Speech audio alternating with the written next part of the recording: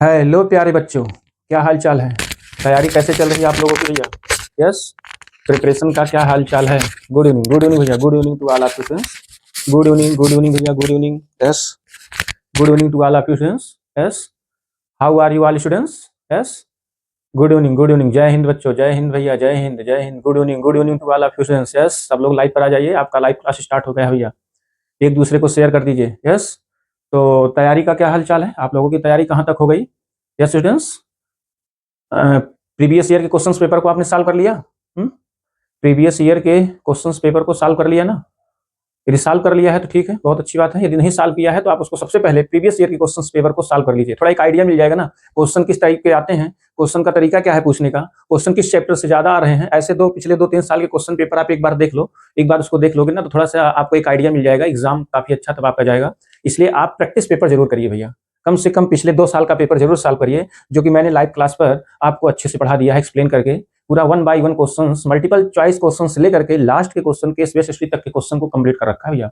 इसलिए आप सब लोग सारे क्वेश्चंस को देख लीजिए और उसको प्रिपेयर करने के बाद डे वाइज के क्वेश्चंस जितने भी सॉल्व कराए हैं सारे क्वेश्चंस को भी आप अच्छे से एक बार देख लीजिए, अच्छे से तैयार कर लीजिए। उससे रिलेटेड क्वेश्चंस जो है, जो पिछले 3-4 साल के क्वेश्चंस पूछे गए हैं, बस वही सेम क्वेश्चन आपको मिलेंगे, उसी टाइप के क्वेश्चन आपको दिखेंगे, उससे बाहर क्वेश्चन नहीं दिखेगा जो पिछले 4-5 साल से क्वेश्चन से पूछा जा रहा है। ठीक है, जिस टाइप के क्वेश्चन पिछले 4-5 साल से पूछे जा रहे हैं सेम वैसे ही दिखेंगे भैया।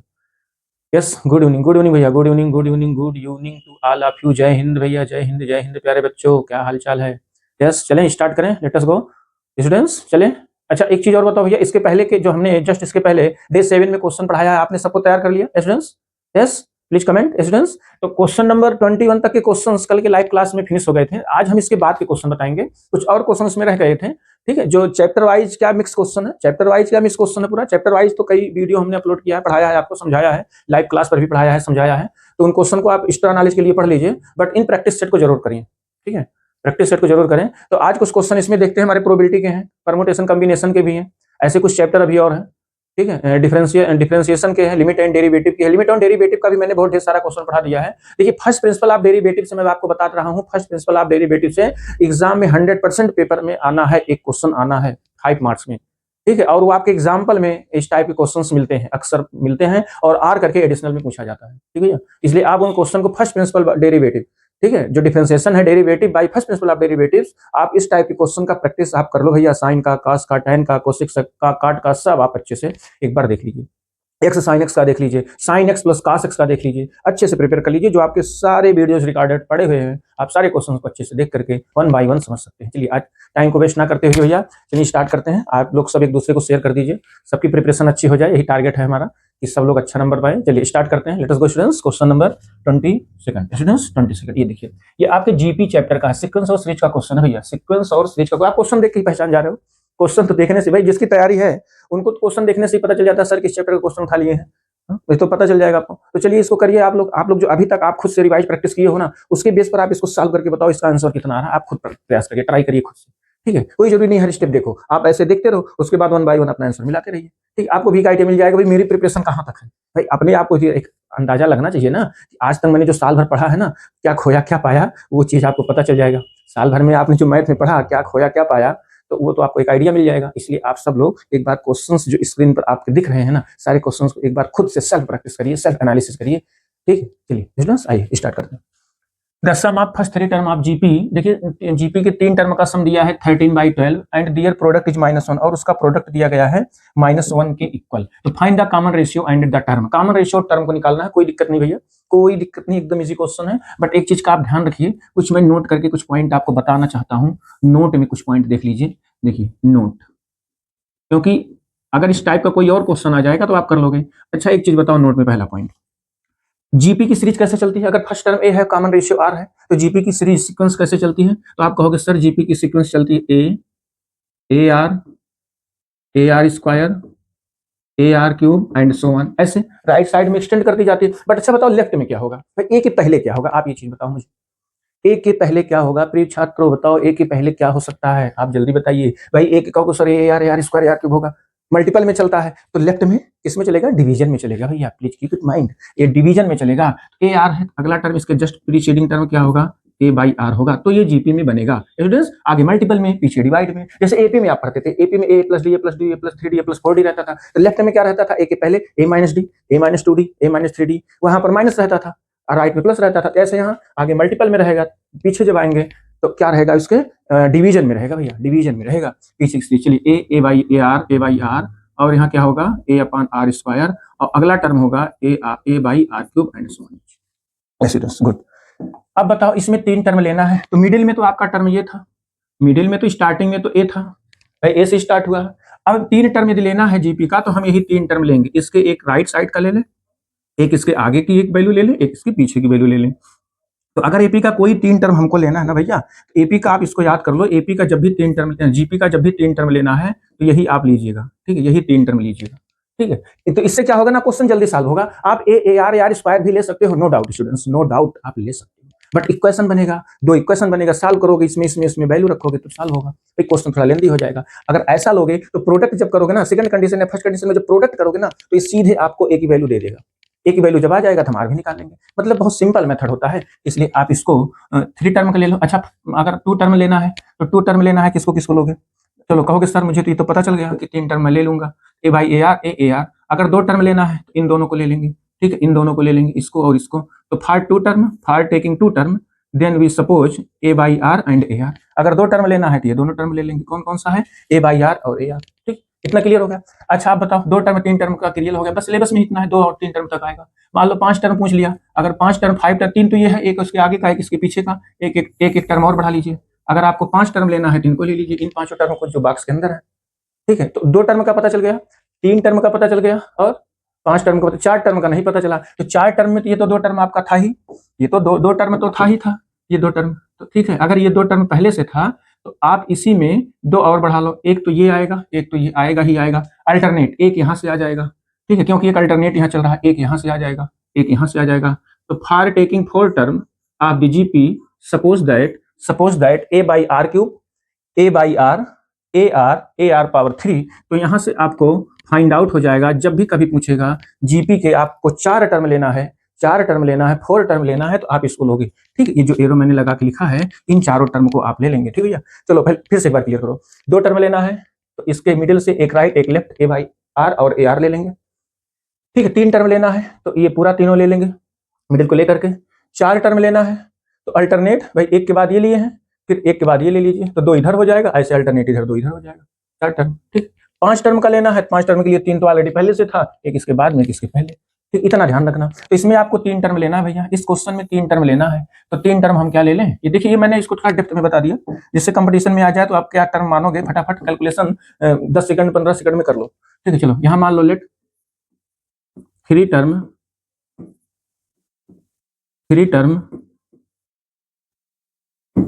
Of GP, 3 term of GP क्या मान लें, अभी मैंने आपको बताया था ए बाई आर, ए और ए आर, ये आप मान लोगे। Yes students, yes, any doubt students? कहोगे नो सर कोई डाउट नहीं, क्योंकि आपने कॉन्सेप्ट मुझे बता दिया, ठीक है, कोई डाउट नहीं। चलिए अच्छा, अब कोई डाउट नहीं है तो अब देखो, अब ध्यान से देखो, मेरा पहला कंडीशन क्या कह रहा है, पहला कंडीशन कह रहा है सम ऑफ 3 टर्म ऑफ जीपी। पहले 3 टर्म का सम का जीपी का सम जो है 13/12 है, इसको सम कर दीजिए, a by r plus a r is equal to the 13 by कितना आ जाएगा, 12 आ जाएगा, ठीक भैया। ए यहाँ ले लीजिए आप कॉमन, तो कितना बचेगा, 1/r प्लस 1 प्लस यहाँ बच जाएगा r is equal to the 13/12। Students, yes students, ये इक्वेशन फर्स्ट। चलिए और बताओ भैया, सेकंड टर्म में क्या कह रहा है, केस सेकंड बताइए। केस सेकंड में यहाँ डाल लीजिए ए टी क्यू। सेकंड में कह रहा है प्रोडक्ट, सबका प्रोडक्ट दिया है, ठीक है, तीनों टर्म का प्रोडक्ट कह रहा है। अच्छा, अगर तीनों टर्म का प्रोडक्ट कर रहा है तो तीनों टर्म है क्या, ए बाई आर, अगला क्या है ए, अगला क्या है ए आर, ठीक है, a by r a r is equal to the, इसका प्रोडक्ट कितना दिया है माइनस। बस स्टूडेंट्स यही बातें मैंने आपको अब तक बताई है, इसका यूज, इसका आपका इंपॉर्टेंस कितना है, इसी चीज को मैं आपको कंफर्म कर रहा था। यहां से देखिए आर से आर गायब, इसकी कहानी फिनिश। ए इंटू ए कितना आएगा, a cube is equal to the -1, इसको हम लिख सकते हैं -1 की power 3, that is the value of a is equal to the students -1। कहोगे यस सर, ये तो ए की वैल्यू तो आ गई भाई, इसीलिए इसको हम लेते हैं ना, इसीलिए इसको लेते हैं ए बाई आर ए आर, इसीलिए लेते हैं। एनी वे आप कुछ भी ले सकते हो, कोई दिक्कत नहीं, कुछ भी ले सकते हो। ए आर स्क्वायर ले लो, कोई दिक्कत नहीं, बस कैलकुलेशन थोड़ा बड़ा होगा आप करिएगा, ठीक, और नहीं तो यही इसी से सॉल्व करिए, जल्दी लगाना हो तो इससे लगाइए। चलिए ए की वैल्यू तो आ गई, फर्स्ट में पुट कर दो, फ्रॉम फर्स्ट में पुट कर दीजिए। ए की वैल्यू है -1, तो -1 इधर रखेंगे तो इधर आ जाएगा माइनस में 1/r plus 1 plus r is equal to the -13/12। क्यों माइनस में कर दिया? क्योंकि यहाँ माइनस आएगा, माइनस से आएगा, माइनस को मैंने राइट भेज दिया, कोई दिक्कत नहीं। इसमें एलसीएम ले लीजिए, तो कितना आएगा?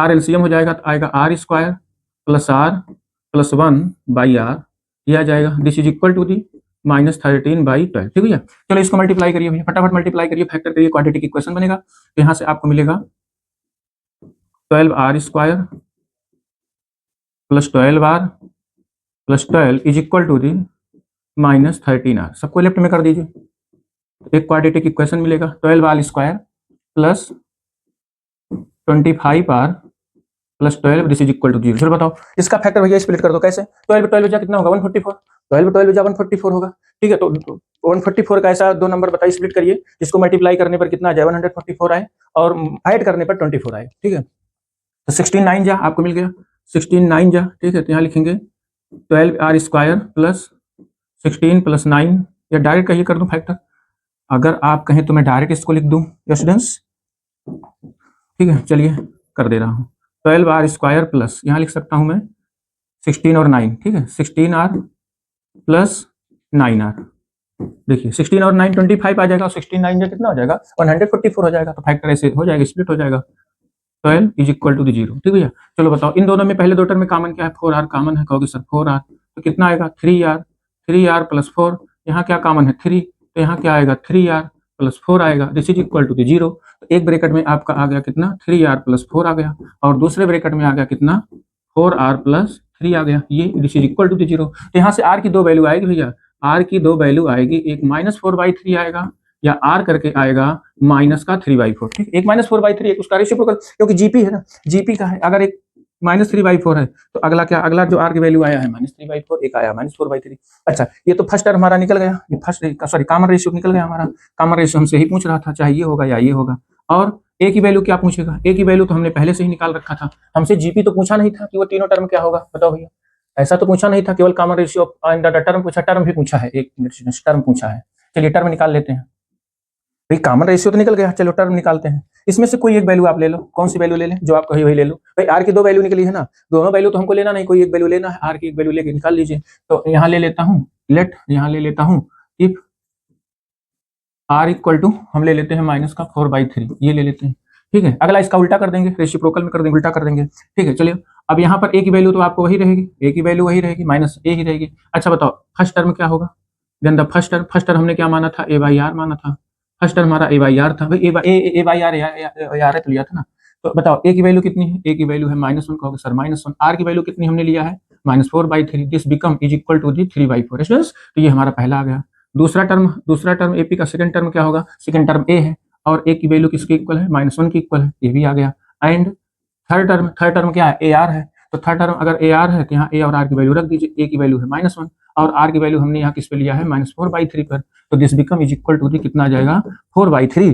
तो हमारा जो टर्म आएगा भैया, वो जो टर्म आएगा वो क्या आएगा? देयरफॉर टर्म्स, जो टर्म्स हमारे आएंगे वो कितने आएंगे? -3/4 कामा -1 कामा 4/3 सॉरी प्लस में 4/3 ORR। अच्छा चलो एक निकाल लिए हो, तो सर अब अगला भी निकालना पड़ेगा? नहीं भैया, no no no no no no. आपने यदि एक आर पे निकाल लिया तो दूसरा नहीं निकालना पड़ेगा, क्योंकि दूसरा एक दूसरे का क्या? रेसिप्रोकल है, एक दूसरे का रेसिप्रोकल है। तो रेसिप्रोकल है, इसी को आप रेसिप्रोकल में कर दीजिए।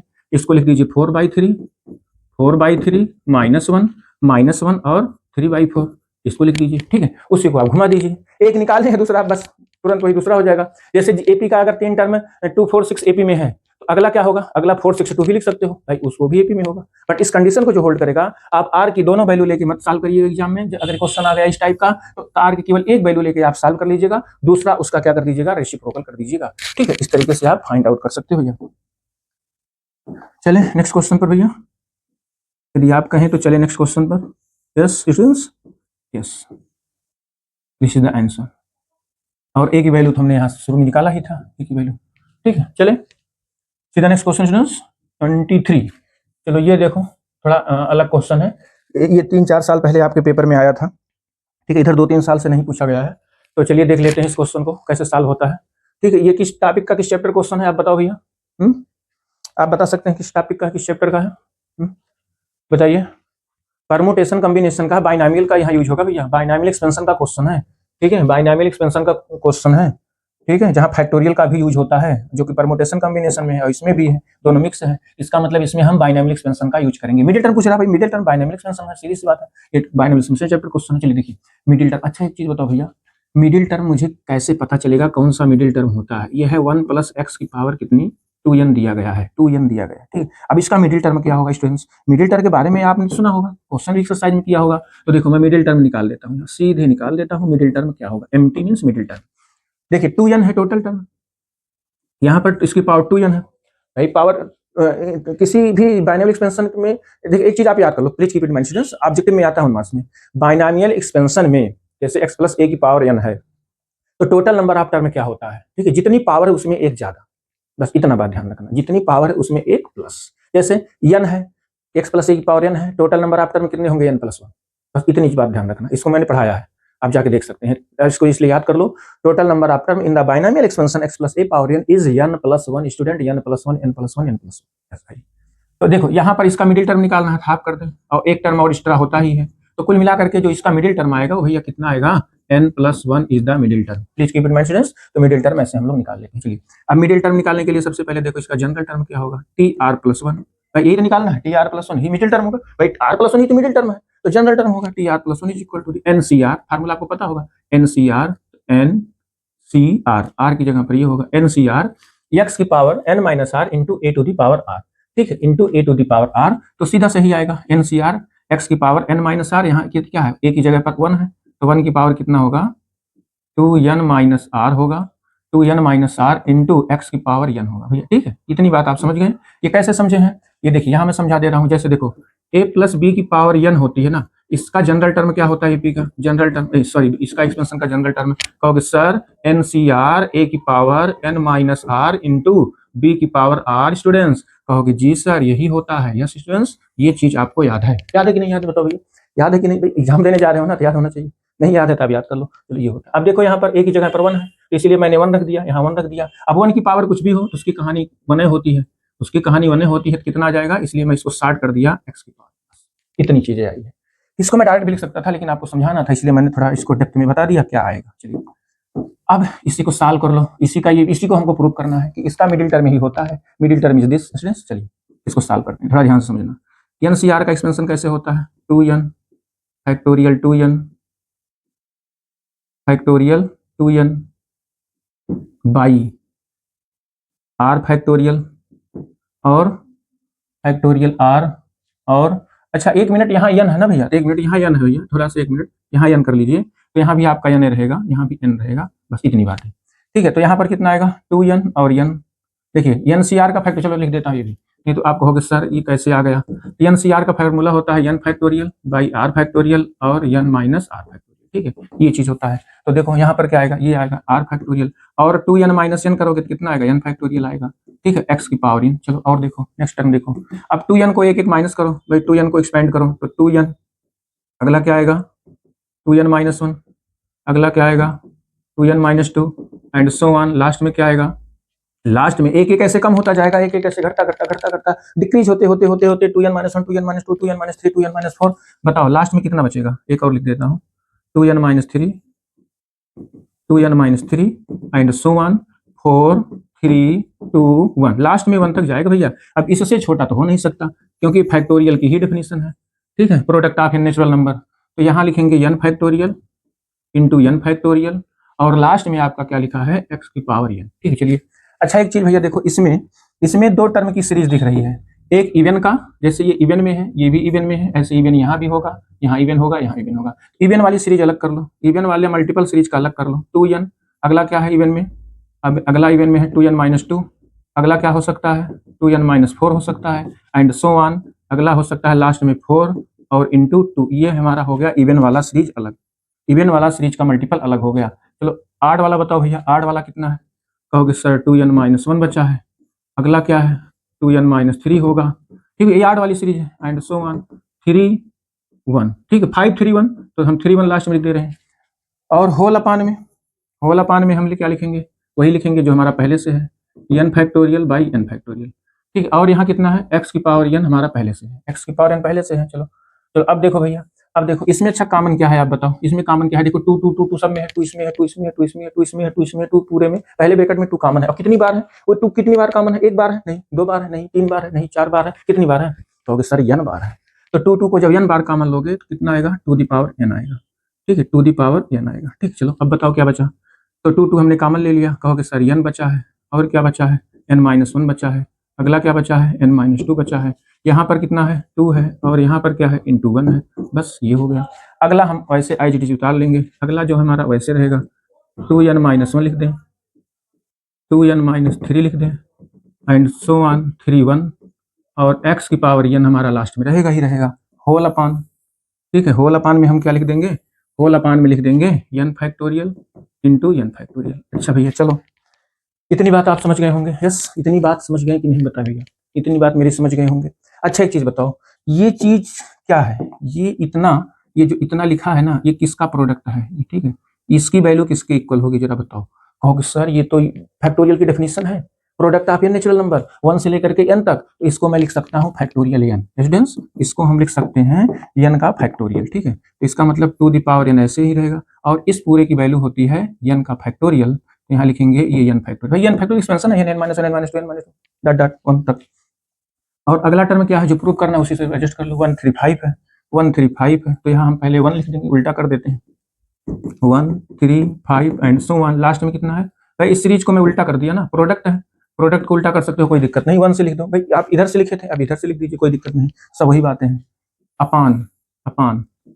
अब बताओ भैया कुछ कटा, बताइए कुछ कैंसिल हुआ, कहोगे जी सर कैंसिल हो गया, क्या कैंसिल हुआ, कहोगे सर n से फैक्टोरियल कट गया, बस आपका प्रूफ हो गया, क्वेश्चन इज प्रूव्ड स्टूडेंट्स। तो देखिए क्या बचा है 1 3 5 एंड सो ऑन, लास्ट में कितना है 2n-1 है भैया, कितना है 2n-1। अब इसको जैसे दिया है वैसे आप प्रूव कर दो, ये अपान में है, अपान में भी है n फैक्टोरियल, अपान में है n फैक्टोरियल, ये इतनी बातें आ गई, देखो ये इतना बचा था, ये इतना बचा था, यहाँ क्या है 2 की पावर n, यहाँ क्या है x की पावर n, इसको लिख सकते हैं 2 पावर n, और इनटू में लिख सकते हैं x की पावर n, यही आपको प्रूव करना था भैया, यही आपको प्रूव करना था। आप अपना आंसर मिला लीजिए, प्रूव क्या यही करना था, ये और कुछ देख लीजिए, चेक कर लीजिए, हेंस प्रूव्ड। क्वेश्चन बहुत छोटा है भैया, हेंस प्रूव्ड, बट थोड़ा समझाने में बड़ा हुआ है, बट क्वेश्चन बहुत छोटा है। देखिए 1 2 3 4 5 6, छठवें लाइन में आपका आंसर है भैया, छठवें लाइन में ही आपका आंसर है। 5 नंबर का क्वेश्चन ये पूछा गया था जब आया था 3 4 साल 5 साल 4 साल पहले जब ये आया था, तो 5 मार्क्स में क्वेश्चन आया था। चलिए फिर से देखो, यहाँ ये मिडिल टर्म आप निकाल लेना, मिडिल टर्म क्या होता है n+1, तो n/2+1, एक ज्यादा होता है 10+1, तो इसका एक्सपेंशन कर दो बाइनोमियल से, मैंने बताया है 2n(cn) x की पावर n, 2n(cn) और n फैक्ट 2n आप जानते हो, इसको एक्सपेंड कर दो 2n 2n-1 2n-2 2n-3 dot dot 1 तक। तो यहाँ पर आड और इवन दो सीरीज मिलेगी, दो सीक्वेंस दिख रही है, एक आड की सीरीज अलग है, एक इवन की सीरीज अलग है, मैंने आड इवन को अलग अलग सीरीज बना दिया, एक अलग एक अलग, तो इवन वाले में से दो दो दो दो कॉमन ले लिया, कहाँ तक n तक है, 2 की पावर n हो गया, ये बचा, और इसकी वैल्यू फैक्टोरियल n के इक्वल होती है, as you know that students, as you know that factorial n cut गया, जो कट गया, कटने के बाद जो बचा वही आपका आंसर। चलिए स्टूडेंट्स नेक्स्ट क्वेश्चन पे चलें, बताइए, चलिए नेक्स्ट क्वेश्चन पे भैया, यस चलिए सीधा नेक्स्ट क्वेश्चन, सीधा नेक्स्ट क्वेश्चन, क्वेश्चन नंबर 24, ये देखिए किस चैप्टर का क्वेश्चन है भैया, जल्दी बताओ, किस चैप्टर क्वेश्चन है, कहोगे सर स्ट्रेट लाइन का दिख रहा है, यस, ये तो तब पहचानोगे ना जब आपको चैप्टर पता होगा, अच्छे से आप लगाए होंगे, प्रैक्टिस किए होंगे, तभी तो आइडेंटिफाई कर पाएंगे, यस बिल्कुल बिल्कुल एकदम करेक्ट है भैया, एकदम करेक्ट है, आपका जवाब एकदम सही, स्ट्रेट लाइन का ही है, स्ट्रेट लाइन का ही है, the line through the point, point इस पॉइंट से जा रहा है, इंटरसेक्ट कर रहा है लाइन इसको, तो मन कहे फिगर ड्रा कर लो भैया, रफली फिगर ड्रा कर लो, नहीं तो कोई बात नहीं, कोई बात नहीं यार, जाने दो इसे, the line through the point, ये एक लाइन इस पॉइंट से होकर जा रही है और इस लाइन को इंटरसेक्ट कर रही है, तो आई देख लो मन कहे, ऐसे देख लो, एक लाइन इस पे जा रही है, तो ये एक लाइन है, एक लाइन है, एक दो पॉइंट पर इंटरसेक्ट कर रही है, ये देखिए line passing through the 2 point, एक पॉइंट यहाँ पे है, एक पॉइंट यहाँ पे है, ये और भी 2 पॉइंट है, एक का कोऑर्डिनेट है h,3 फिगर कोई बनाना जरूरी नहीं है भैया, बट मैं आपको समझाने के लिए बना दे रहा हूँ। कहते हैं स्ट्रेट लाइन में कोनिक सेक्शन में अगर फिगर बन जाए ना, 50% क्वेश्चन दिमाग में वही सेट हो जाता है, 50% क्वेश्चन आपके दिमाग में एकदम सेट हो जाता है, how you can find the value of h, otherwise how you can calculate the question. Students आइए देखते हैं, चलिए ये हो गया, दूसरी लाइन को इंटरसेक्ट कर रही है, तो दूसरी लाइन ये क्या है भैया, 7x है minus 9y is equal minus 19, ये है सेकंड लाइन, ठीक है, जो इसको इंटरसेक्ट कर रही है ये चीज। और किस पर इंटरसेक्ट कर रही है ये बतिया, देखो यही तो ध्यान रखना है भैया, मेन चीज यही है, ये 90 डिग्री पर कट कर रही है। अरे भैया ये तो कहोगे सर जी आप रहने दीजिए, मैं इसको तो कर लूंगा, आप यही कहोगे, लेकिन नहीं कहोगे, कहोगे सर कर दीजिए। चलो इसका स्लोप निकाल लो, स्लोप ऑफ ए बी, तो पहले निकाल लेंगे slope of a b, slope of a b, इसको स्लोप ए बी निकाल लो, फार्मूला पता होगा ना भैया आपको, y2 minus y1 by x2 minus x1। कहोगे सर ये सब रटा है, क्योंकि एग्जाम देने जा रहे हैं तो रटा है, तो कितना लिखेंगे 1 माइनस एच, भैया कितना है 1 माइनस एच, और y2 1 minus 3 by 4 minus H, ये है। चलिए इसको और देखते हैं, इसको हम m1 से डिनोट कर देते हैं, m1 the slope is this line is m1 minus 2 by 4 minus H. Students आपका भी आंसर आ गया होगा, स्टूडेंट्स आपका आंसर आ गया होगा कि भी नहीं आया। चलिए स्लोप ऑफ लाइन निकाल लो, and slope of given line, slope of line C D, slope of line C D, C D का स्लोप निकाल लो भैया, या given line slope of line C D, इसको m2 से लिख दीजिए। इसका स्लोप कैसे निकालेंगे, minus coefficient of x upon coefficient of y, minus coefficient of x upon coefficient of y, तो ये कितना आ जाएगा 7/9, ठीक है। भाई ये एक नंबर का क्वेश्चन आपके ऑब्जेक्टिव में पूछा जा सकता है ना, कोई लाइन दिया है उसका स्लोप पूछ लिया, उसका slope minus coefficient of x upon coefficient of y, और 2 पॉइंट से जा रहा है तो y2 minus y1 by x2 minus x1, एक ये दिया है ऐसे, और ये दिया आपका लाइन दिया है तो आप ऐसे निकाल लो, y equal to mx plus c से भी कंपेयर कर सकते हो। इस तरीके से स्लोप 1 नंबर में, परपेंडिकुलर का स्लोप इसका रेसिप्रोकल करके माइनस कर देते हैं, परपेंडिकुलर लाइन का स्लोप इसका रेसिप्रोकल करके माइनस। भाई जितनी बात मैं बोलूं सब एकदम माइंड में रखते जाओ, क्योंकि कुछ भी आ सकता है, परपेंडिकुलर का स्लोप भी पूछ सकता है, परपेंडिकुलर लाइन का स्लोप पूछ सकता है, तो क्या करना, रेसिप्रोकल करके माइनस कर देना, ठीक है। अब देखिए ATQ में क्या कर रहा है, AB परपेंडिकुलर CD, ठीक है। तो अगर AB परपेंडिकुलर CD है, मैंने इसके पहले की क्लास में बताया था आपको, यदि 2 लाइन परपेंडिकुलर होती है तो क्या होता है, स्लोप का प्रोडक्ट, बताओ भैया। यदि 2 लाइन परपेंडिकुलर है तो दोनों के स्लोप में क्या रिलेशन होता है, जल्दी बताना, जल्दी बताओ। कहोगे सर m1 और m2 दोनों के स्लोप का प्रोडक्ट -1 के इक्वल होता है। चलो इतनी बातें तो आपको पता है। अच्छा पैरेलल का भी बता दो तुरंत, पैरेलल का। कहोगे सर कितना क्वेश्चन आप पूछोगे, भाई क्वेश्चन तो पूछना पड़ेगा ना, पढ़ रहे हैं तो क्वेश्चन पूछेंगे नहीं कैसे काम चलेगा। क्या होगा बताओ, स्लोप इक्वल होगा, स्टूडेंट स्लोप इक्वल होगा, m1 इक्वल m2 होगा। भाई इसका परपेंडिकुलर में प्रोडक्ट -1 होता है, और पैरेलल में स्लोप 1 की दोनों का स्लोप इक्वल होता है। दोनों लाइन का स्लोप जब पैरेलल होगा तो m1 इक्वल टू क्या होगा, m2 होगा, जब दोनों लाइन हमारा पैरेलल होगा। चलो वैल्यू रख दो, वैल्यू रख के निकाल लो। तो m1 की वैल्यू कितनी है, -2 बाई 4 माइनस एच है, और m2 की वैल्यू कितनी है 7/9 है, इज इक्वल टू दी -1 के है। अच्छा एक चीज बताओ भैया, यहाँ तो आपकी वैल्यू आ गई, ये माइनस है, माइनस दोनों साइड से कट जाएगा, मल्टीप्लाई कर लो, मल्टीप्लाई कर लीजिए। तो मल्टीप्लाई करेंगे तो कितना आ जाएगा, मल्टीप्लाई करेंगे तो आएगा 4 9 जा 36 minus 9h is equal to the 14। Yes, cross multiply कर दिया, तो यहाँ से 9h is equal to the आ जाएगा कितना 36 माइनस 14, तो 9h is equal to the कितना आ जाएगा स्टूडेंट 22 आ जाएगा। हाँ माइनस कर लीजिए, तो h इक्वल टू कितना आ जाएगा 22/9। स्टूडेंट्स आपका भी आंसर ही आया होगा, इसका मतलब जो h की वैल्यू हमको मिलेगी वो कितना मिलेगी 22/9 मिलेगी भैया, 22/9 this is the answer of this question. Students ये देखिए पूरा कंप्लीट क्वेश्चन देख लो भैया, स्क्रीनशॉट ले लो, देख लो क्वेश्चन, इसको अच्छे से तैयार कर लीजिएगा। यस चलिए नेक्स्ट क्वेश्चन पर भैया, चलिए नेक्स्ट क्वेश्चन पे बताइए, चलिए नेक्स्ट क्वेश्चन पर। h की वैल्यू निकालनी थी ना, h निकल गया। चलिए सीधा नेक्स्ट क्वेश्चन।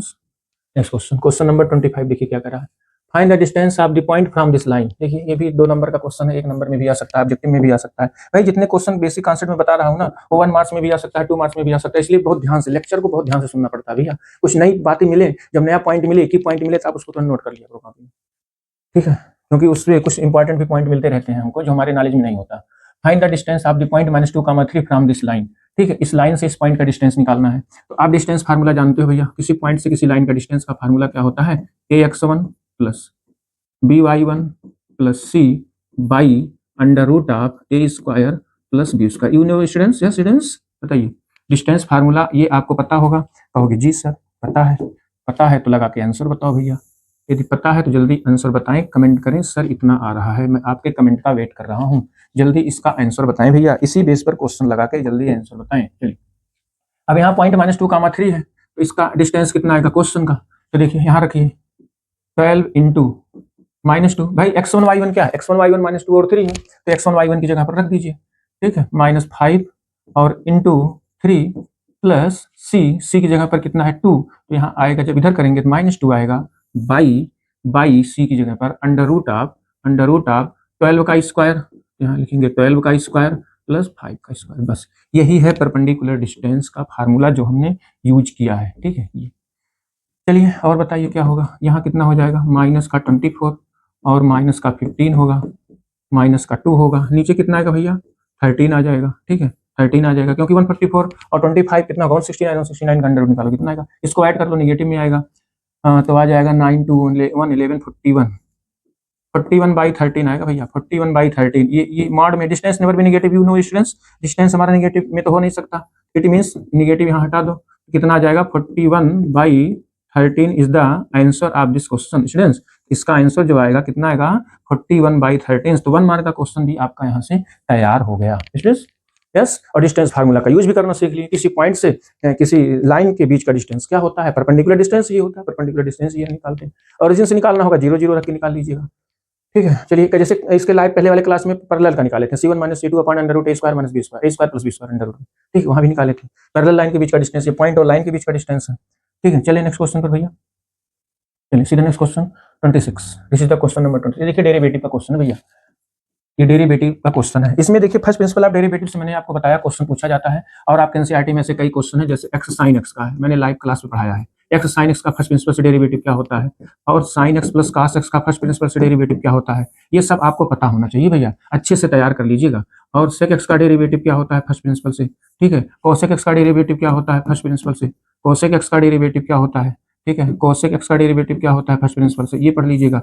cos x का डेरिवेटिव क्या होता है फर्स्ट प्रिंसिपल से, ठीक भैया, sin x का डेरिवेटिव क्या होता है फर्स्ट प्रिंसिपल से, ये सब मतलब आपका तैयार रहना चाहिए भैया। अंडर रूट sin x का क्या होता है, अंडर रूट cos x का क्या होता है, ये सब एकदम अच्छे से आपको तैयार होना चाहिए। आइए देखते हैं इस क्वेश्चन को कैसे किया जाए, ठीक है।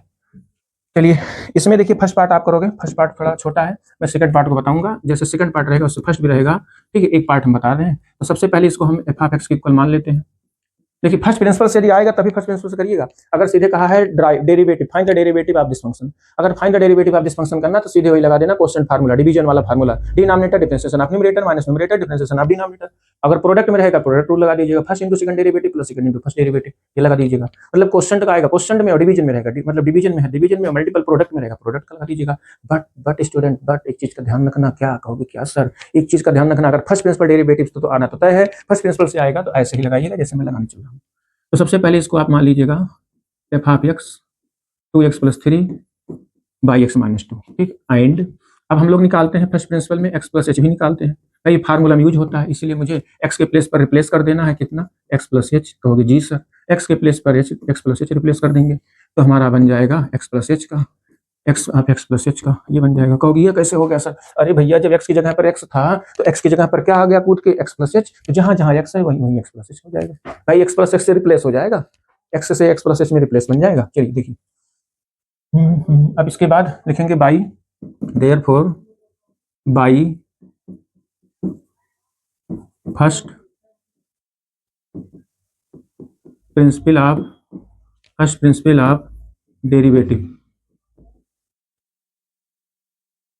By first principle of derivative. चलिए फर्स्ट प्रिंसिपल ऑफ डेरिवेटिव यहाँ लगाइए, तो फर्स्ट प्रिंसिपल ऑफ डेरिवेटिव क्या होता है, धीरे से बताओ भैया, f(x) is equal to the limit h tends to 0, h tends to 0 f(x + h), धीरे धीरे इसको ऐसे लिखते जाओ, 2-3 बार लिखोगे तो सब याद हो जाएगा, कुछ भी इम्पॉसिबल नहीं है भैया, सब पॉसिबल है, बट करो।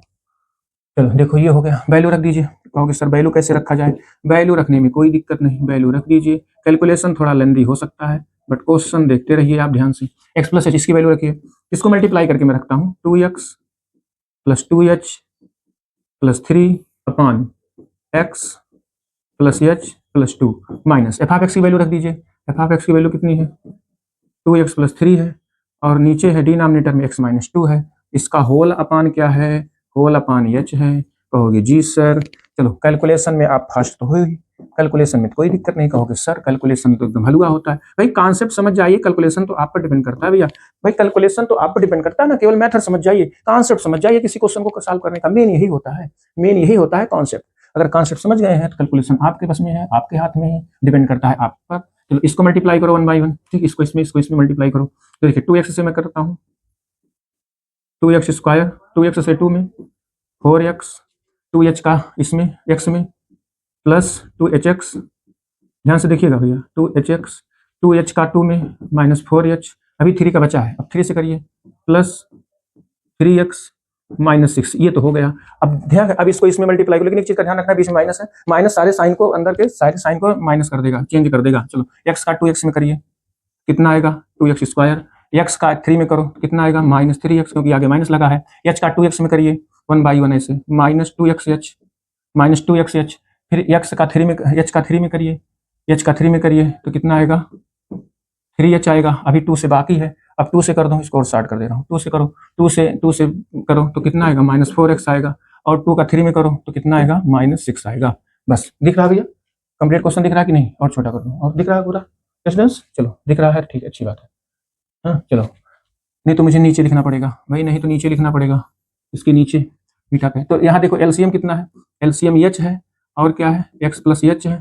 भाई क्वेश्चन को देख के घबराना नहीं चाहिए, क्वेश्चन को देख के कभी भी घबराना नहीं चाहिए। और ये सर कितना बड़ा क्वेश्चन है, हम कैसे एग्जाम में करेंगे, अरे भैया इतने बड़े हैं तो आप भी इतने बड़े हो गए हैं ना, 11th स्टैंडर्ड में पहुंच गए हैं, कहोगे किसमें इंटरमीडिएट, इंटरमीडिएट में पढ़ रहे हो, तो छोटे छोटे क्वेश्चन थोड़ी मिलेंगे, इतने बड़े बड़े क्वेश्चन, क्वेश्चन तो बड़ा बड़ा है ना, क्वेश्चन तो बड़े भी मिले, इसमें छोटे भी मिलेंगे।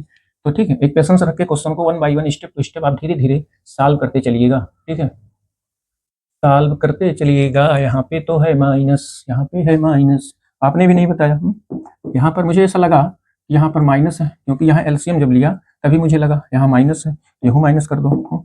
यस सर, कहोगे जी सर, यहाँ माइनस से कर दीजिए, अब यहाँ भी माइनस हो जाएगा, यहाँ भी माइनस हो जाएगा, ठीक है। अच्छा, जब यहाँ माइनस से मल्टीप्लाइया किए थे, मल्टीप्लाइया जब किए थे तो माइनस का 2x में किए थे तो माइनस 2x तो प्लस आ जाएगा 4x, ठीक है। माइनस 2 का 3 में करोगे माइनस 3 हो जाएगा, माइनस 6 हो जाएगा, ये प्लस 6 हो जाएगा, इतनी बात है।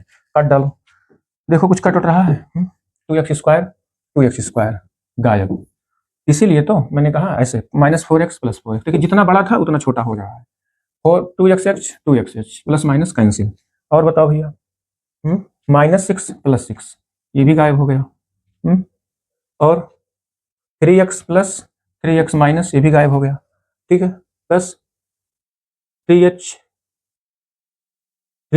हाँ यहाँ माइनस 3h है, यहाँ पर आपका माइनस 3h होगा, आगे माइनस लगा है, यहाँ पर माइनस 3h होगा, यहाँ पर सही कर लीजिएगा माइनस 3h। चलिए अब देखिए, अब इतना तो काम हो गया आपका, सब कट गया, बचा क्या न्यूमरेटर में, न्यूमरेटर में क्या बचा भैया, देखिए माइनस 4h यहाँ है और माइनस 3h यहाँ, ये दो जगह बचा है, बाकी सब गायब हो गया। देखिए क्वेश्चन बस आपके सामने, इसका आंसर आने वाला है, ठीक है। तो यहाँ पर आ गया कितना, माइनस का 7h, बस आपका आंसर जान लीजिए आ गया भैया, कोई दिक्कत नहीं, आंसर आपका आ गया है x प्लस एच माइनस 2। कहोगे जी सर आंसर तो आ गया सर, ये h से h कट गया, h से h कट गया, लिमिट की वैल्यू पुट कर दीजिए, h की जगह क्या रखना है 0, माइनस 7 ऐसे रहने दीजिए, जहां जहां h है वहां 0 कर दो, ये 0 हो जाएगा, क्या बचेगा x माइनस 2।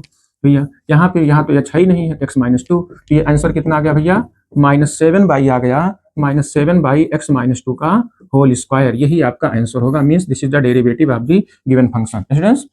तो जो हमारा एफ डैश एक्स आया है, एफ डैश एक्स कितना आ गया है, माइनस 7 अपॉन x माइनस 2 का होल स्क्वायर स्टूडेंट्स, यही है आपका answer students, yes this is the answer of this question students, yes ये ठीक भैया, कर लेंगे। हाँ एक कैलकुलेशन है थोड़ा, और क्या, और कुछ है नहीं दम इस क्वेश्चन में भाई, फर्स्ट प्रिंसिपल ऑफ डेरिवेटिव में कोई दम नहीं रहता, बस थोड़ा सा कैलकुलेशन कैसे करना है उसको तो आप ध्यान रखना, कैसे मुझे सॉल्व करना है, कैसे सिंप्लीफाई होगा, बस इसी बात का ध्यान रखना, ठीक है। चले अब कर लेंगे, देख लीजिए, देख लीजिए, चलिए चलिए सीधा नेक्स्ट क्वेश्चन स्टूडेंट्स, सीधा नेक्स्ट क्वेश्चन, x माइनस 2 का होल स्क्वायर है तो आएगा भैया, यस सीधा नेक्स्ट क्वेश्चन स्टूडेंट्स, चलिए नेक्स्ट क्वेश्चन पर भैया, यस स्टूडेंट्स, यस सीधा नेक्स्ट क्वेश्चन, क्वेश्चन नंबर 27, ये देखिए एकदम तगड़ा क्वेश्चन है भैया, एकदम तगड़ा क्वेश्चन है ये, लॉन्ग क्वेश्चन है, 5 मार्क्स में, स्ट्रेट लाइन का क्वेश्चन है, एकदम तगड़ा क्वेश्चन है भैया, एकदम दमदार क्वेश्चन है, ठीक है। चलिए देखते हैं कितने लोग लगाते हैं, चलिए थोड़ा इजी मेथड से करूंगा, थोड़ा सिंपलीफाई शॉर्टकट में करूंगा, थोड़ा इजी हो जाए। P and Q be the length of the perpendicular from the origin of the origin से जो परपेंडिकुलर डिस्टेंस होता है क्या होता है भैया, ओरिजिन से, मैंने अभी बताया था d is equal to the c upon under root of a square plus b square, ये होता है कहाँ से डिस्टेंस, जब ओरिजिन से पूछे, 0 0 से पूछे तो ये होता है डिस्टेंस, ठीक है, ये होता है डिस्टेंस, रिपीट माइंड स्टूडेंट्स, ये होता है। चलिए चलो भैया क्या दिक्कत है। तो चलो एक लाइन ये दिया है, एक लाइन ये दिया है, परपेंडिकुलर डिस्टेंस आप निकाल लो ओरिजिन से पहले लाइन का। तो यहाँ देखेंगे फर्स्ट लाइन, ठीक है। फर्स्ट लाइन हमारा क्या है, फर्स्ट लाइन है x cos theta minus y sine theta, इसको इधर ले आइए, माइनस के cos theta, cos two theta है ना भैया, कॉस टू थीटा है, तो cos 2 theta is equal to 0। चलो परपेंडिकुलर डिस्टेंस का निकालो। परपेंडिकुलर डिस्टेंस p दिया है भैया, तो परपेंडिकुलर डिस्टेंस को हम यहाँ p से लिखेंगे, ठीक है। Perpendicular distance is equal to the, perpendicular distance is equal to the minus c, ठीक है ना, माइनस c, ये माइनस में आएगा, c की value k cos 2 theta by under root of a square. यहाँ ए की वैल्यू कितनी है देखो, मैं यहाँ अलग से एक्सप्लेन कर दे रहा हूँ। देखिए एक्स के अलावा जिसे जिससे जब कंपेयर करोगे ना भैया, किससे कंपेयर करोगे, कहोगे sir a x plus b y plus c से जब कंपेयर करेंगे तो ए की वैल्यू कितनी आएगी, कॉस थीटा आएगी। मैं एक्सप्लेन कर दे रहा हूँ, बी की वैल्यू कितनी आएगी, माइनस में साइन थीटा, और सी की वैल्यू आएगी माइनस में के कॉस थीटा। इसी वैल्यू को मैं यहाँ रख दिया हूँ। तो ए स्क्वायर मिलेगा कॉस स्क्वायर थीटा, कहोगे जी सर, यहाँ मिलेगा कॉस स्क्वायर थीटा, और बी स्क्वायर मिलेगा माइनस साइन स्क्वायर थीटा, तो हो जाएगा प्लस साइन स्क्वायर थीटा, और नीचे में कितना आ जाएगा डिनोमिनेटरों में, डिनोमिनेटर में कहोगे जी सर, डिनोमिनेटर में आ जाएगा 1। तो यहाँ कुल मिला के आ गया के cos square theta cos 2 theta, और मार्ड पहले से है इसलिए निगेटिव तो हो नहीं सकता, ठीक है, ये निगेटिव तो हो नहीं सकता। इसको आप लिख दो स्क्वायर करके, क्योंकि हमको जो प्रूव करना है वो पी स्क्वायर करके है भाई, जो हमको प्रूव करना है वो पी का स्क्वायर है, तो स्क्वायरिंग ऑन बोथ साइड कर दो इसी समय। कितना आएगा के square cos square 2 theta, this is the question number first, ये हमारा क्वेश्चन फर्स्ट हो गया, ठीक है। चलिए अगला देखते हैं, सेकंड लाइन, ठीक भैया, सेकंड लाइन की बात करते हैं। सेकंड लाइन, चलो देखो सेकंड लाइन की बात क्या कर रहा है, सेकंड लाइन है एक्स सेक थीटा, तो इसको आप इसी फॉर्म में बना लो, कास में कर लो भाई, कास में भी है कास में भी कर लो, नहीं करोगे तो बाद में झेलना पड़ेगा, इसीलिए पहले ही झेल लो भैया। हाँ तो ये आ जाएगा कोसेक थीटा है भैया, तो साइन थीटा हो जाएगा। ये भैया x sec theta plus y cosec theta है, ध्यान से देख लो, मैं देखो एनसीईआरटी का सेम क्वेश्चन है, x sec theta plus y cosec theta, इस शॉर्टकट में लिखा है CSC कोसेक थीटा, तो कोसेक थीटा है, तो यहाँ कोसेक थीटा में साइन आ जाएगा, और यहाँ आएगा माइनस का के या इक्वल टू के, ये कर सकता हूँ इक्वल टू के।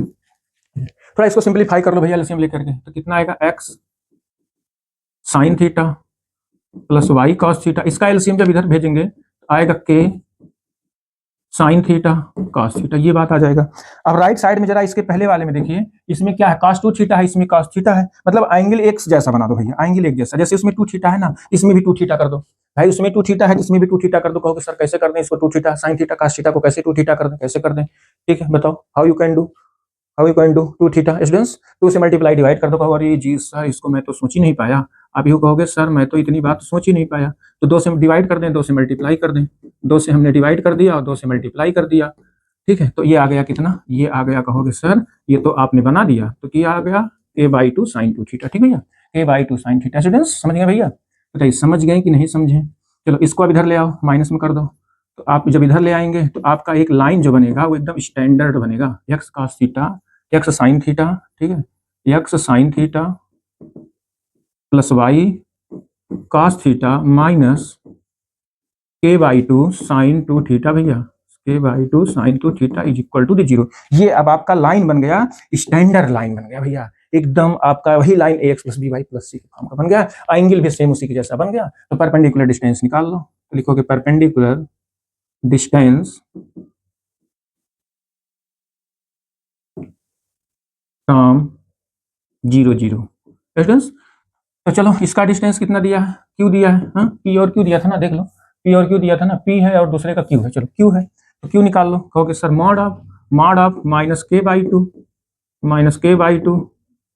साइन 2 थीटा बटा अपान में under root of sine a square plus b square sine square theta plus cos square theta sine square theta plus cos square theta. तो ये आ गया, इसको आप सॉल्व करोगे तो मार्ड हट जाएगा और नीचे आ जाएगा 1, तो k/2 और कितना आ गया साइन 2 थीटा, नीचे में डिनोमिनेटर में कितना आएगा 1 आएगा भाई, नीचे डिनोमिनेटर में 1 आएगा, 1 का कोई मतलब नहीं, तो 2 से यहाँ क्रॉस मल्टीप्लाई कर दो, कहोगे सर तो आ जाएगा हमारा 2q is equal to the आ गया के साइन 2 थीटा, के साइन 2 थीटा, इसका स्क्वायरिंग ऑन बोथ साइड कर दो, तो यहाँ आएगा 4q square squaring on both side के स्क्वायर और आ जाएगा sine square 2 theta, this is the equation number second. ये देखो चलो फर्स्ट हमारा कहाँ है, फर्स्ट देखो कहाँ पर है, फर्स्ट यहाँ पर है, ये फर्स्ट ये है पी स्क्वायर इक्वल टू के स्क्वायर कॉस स्क्वायर थीटा ये है, और यहाँ पर क्या है के स्क्वायर साइन स्क्वायर 2 थीटा है, यहाँ cos square, adding first and second, adding equation first and second, adding first and second. तो फर्स्ट में हमारा क्या है पी स्क्वायर प्लस इधर सेकंड में क्या है 4q square. 4q square is equal to the इसमें क्या था k square cos square theta cos square two theta plus इधर क्या था k square sine square two theta. Students sine square two theta था क्या कॉमन है आपका के स्क्वायर कॉमन है क्या मिलेगा cos square theta plus sine square theta this become is equal to the 1। तो यहाँ से आपको मिलेगा p square plus 4q square is equal to the k square hence proved भैया। यही आपको प्रूव करना था। समझ गए भैया? समझ गए? है तो थोड़ा बड़ा बट है इजी है तो थोड़ा बड़ा लेकिन इजी है। चलो मैं फिर से यहाँ से देख लेता हूँ। देखो सबसे पहले कॉन्सेप्ट देखो पहला लाइन दिया है उसका परपेंडिकुलर डिस्टेंस निकाल लो भैया ओरिजिन से निकाल लो 0 0 से परपेंडिकुलर डिस्टेंस निकाल लो। ठीक है कोई दिक्कत नहीं एकदम कहोगे सर एकदम मैं कर लूंगा परपेंडिकुलर डिस्टेंस मेरा ये आ गया ठीक कोई दिक्कत नहीं क्वेश्चन पास। दूसरी लाइन को सिंपलीफाई कर लेना भैया नहीं करोगे बदम करना पड़ेगा इसलिए पहले में कर लो। ठीक है इसको सिंपलीफाई पहले ही कर लीजिए बाद में करने से अच्छा पहले कर लीजिए। तो देखो मैंने पहले इसको सिंपलीफाई कर लिया और same sine two theta cos two theta sine two theta cos two theta के फॉर्म में बना दिया। इसका परपेंडिकुलर डिस्टेंस निकाल लिया सेम उसी प्रोसेस से।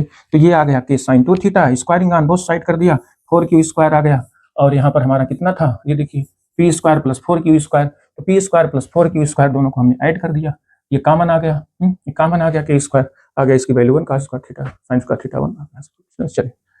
चले नेक्स्ट क्वेश्चन पे चले भैया सीधा नेक्स्ट क्वेश्चन। चलो ये देखिए क्वेश्चन डोमेन रेंज के लिए है ठीक है फंक्शन का है क्वेश्चन भैया। चलो इसको सॉल्व करो जरा आप इसका डोमेन रेंज बताओ फटाफट आप इसको खुद बताओ भैया। Define the relation R on the set n the natural numbers by r equal to ये रिलेशन दिया है बट x लेस देन 1 जो x की वैल्यू है वो 4 से लेस रखनी है 4 से और x y किसमें बिलोंग करना चाहिए नेचुरल नंबर। ये देखिए ये बात आप समझ जाओ और x की वैल्यू कितनी है 4 से छोटी है। x की वैल्यू जो 4 से छोटी लेनी है इसका मतलब x इसमें डिफाइंड है 1 है 2 है 3 है बस ये 3 वैल्यू है ठीक है। तो आप रिलेशन निकाल लो एट दिस पॉइंट ठीक है। If x less then 4 then the possible value of x is 1 2 and 3 where small x and y where x y belong capital N natural number जहां x y आपका एक natural number होगा ठीक है। तो बताओ रिलेशन क्या बनेगा कहोगे जी सर रिलेशन तो हम बना लेंगे ठीक है रिलेशन बनाओ। चलो बताओ यहाँ रखो भैया x की वैल्यू 1 रखो x की वैल्यू 1 रखेंगे तो 1 पर कितना आएगा 1 रखेंगे तो कितना आएगा 6 आ जाएगा ठीक है। चलो अगला बताओ भैया 2 रखोगे तो जब x की वैल्यू 2 रखेंगे तो y की वैल्यू कितनी आएगी 7 आ जाएगी। चलो 3 रख दीजिए जब 3 रखेंगे कितना आ जाएगा 8 आ जाएगा ठीक भैया 8 आ जाएगा बस करो बस सर जी बस यही हो जाएगा हमारा रिलेशन यही हो जाएगा relation y equal to x plus 5 condition को होल्ड करने वाला x less than 5 this order pair यही ऑर्डर पेयर होगा ठीक भैया। चलो depict the this relationship using the roster form ये रोस्टर फॉर्म में हो गया।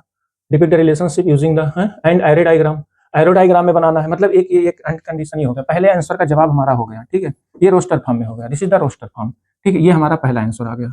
चलो दूसरा आंसर क्या कह रहा है एरो डायग्राम बनाना है तो एरो डायग्राम कैसे बनेगा चलो देखो सेकंड पॉइंट देखो सेकंड पॉइंट चलो एरो डायग्राम बनाओ। एरो डायग्राम में क्या करा देखो एक क्या लेना यहाँ पर एक लेना x वाले एलिमेंट एक y वाला एलिमेंट तो यहाँ x का एलिमेंट है यहाँ y का एलिमेंट है ठीक भैया।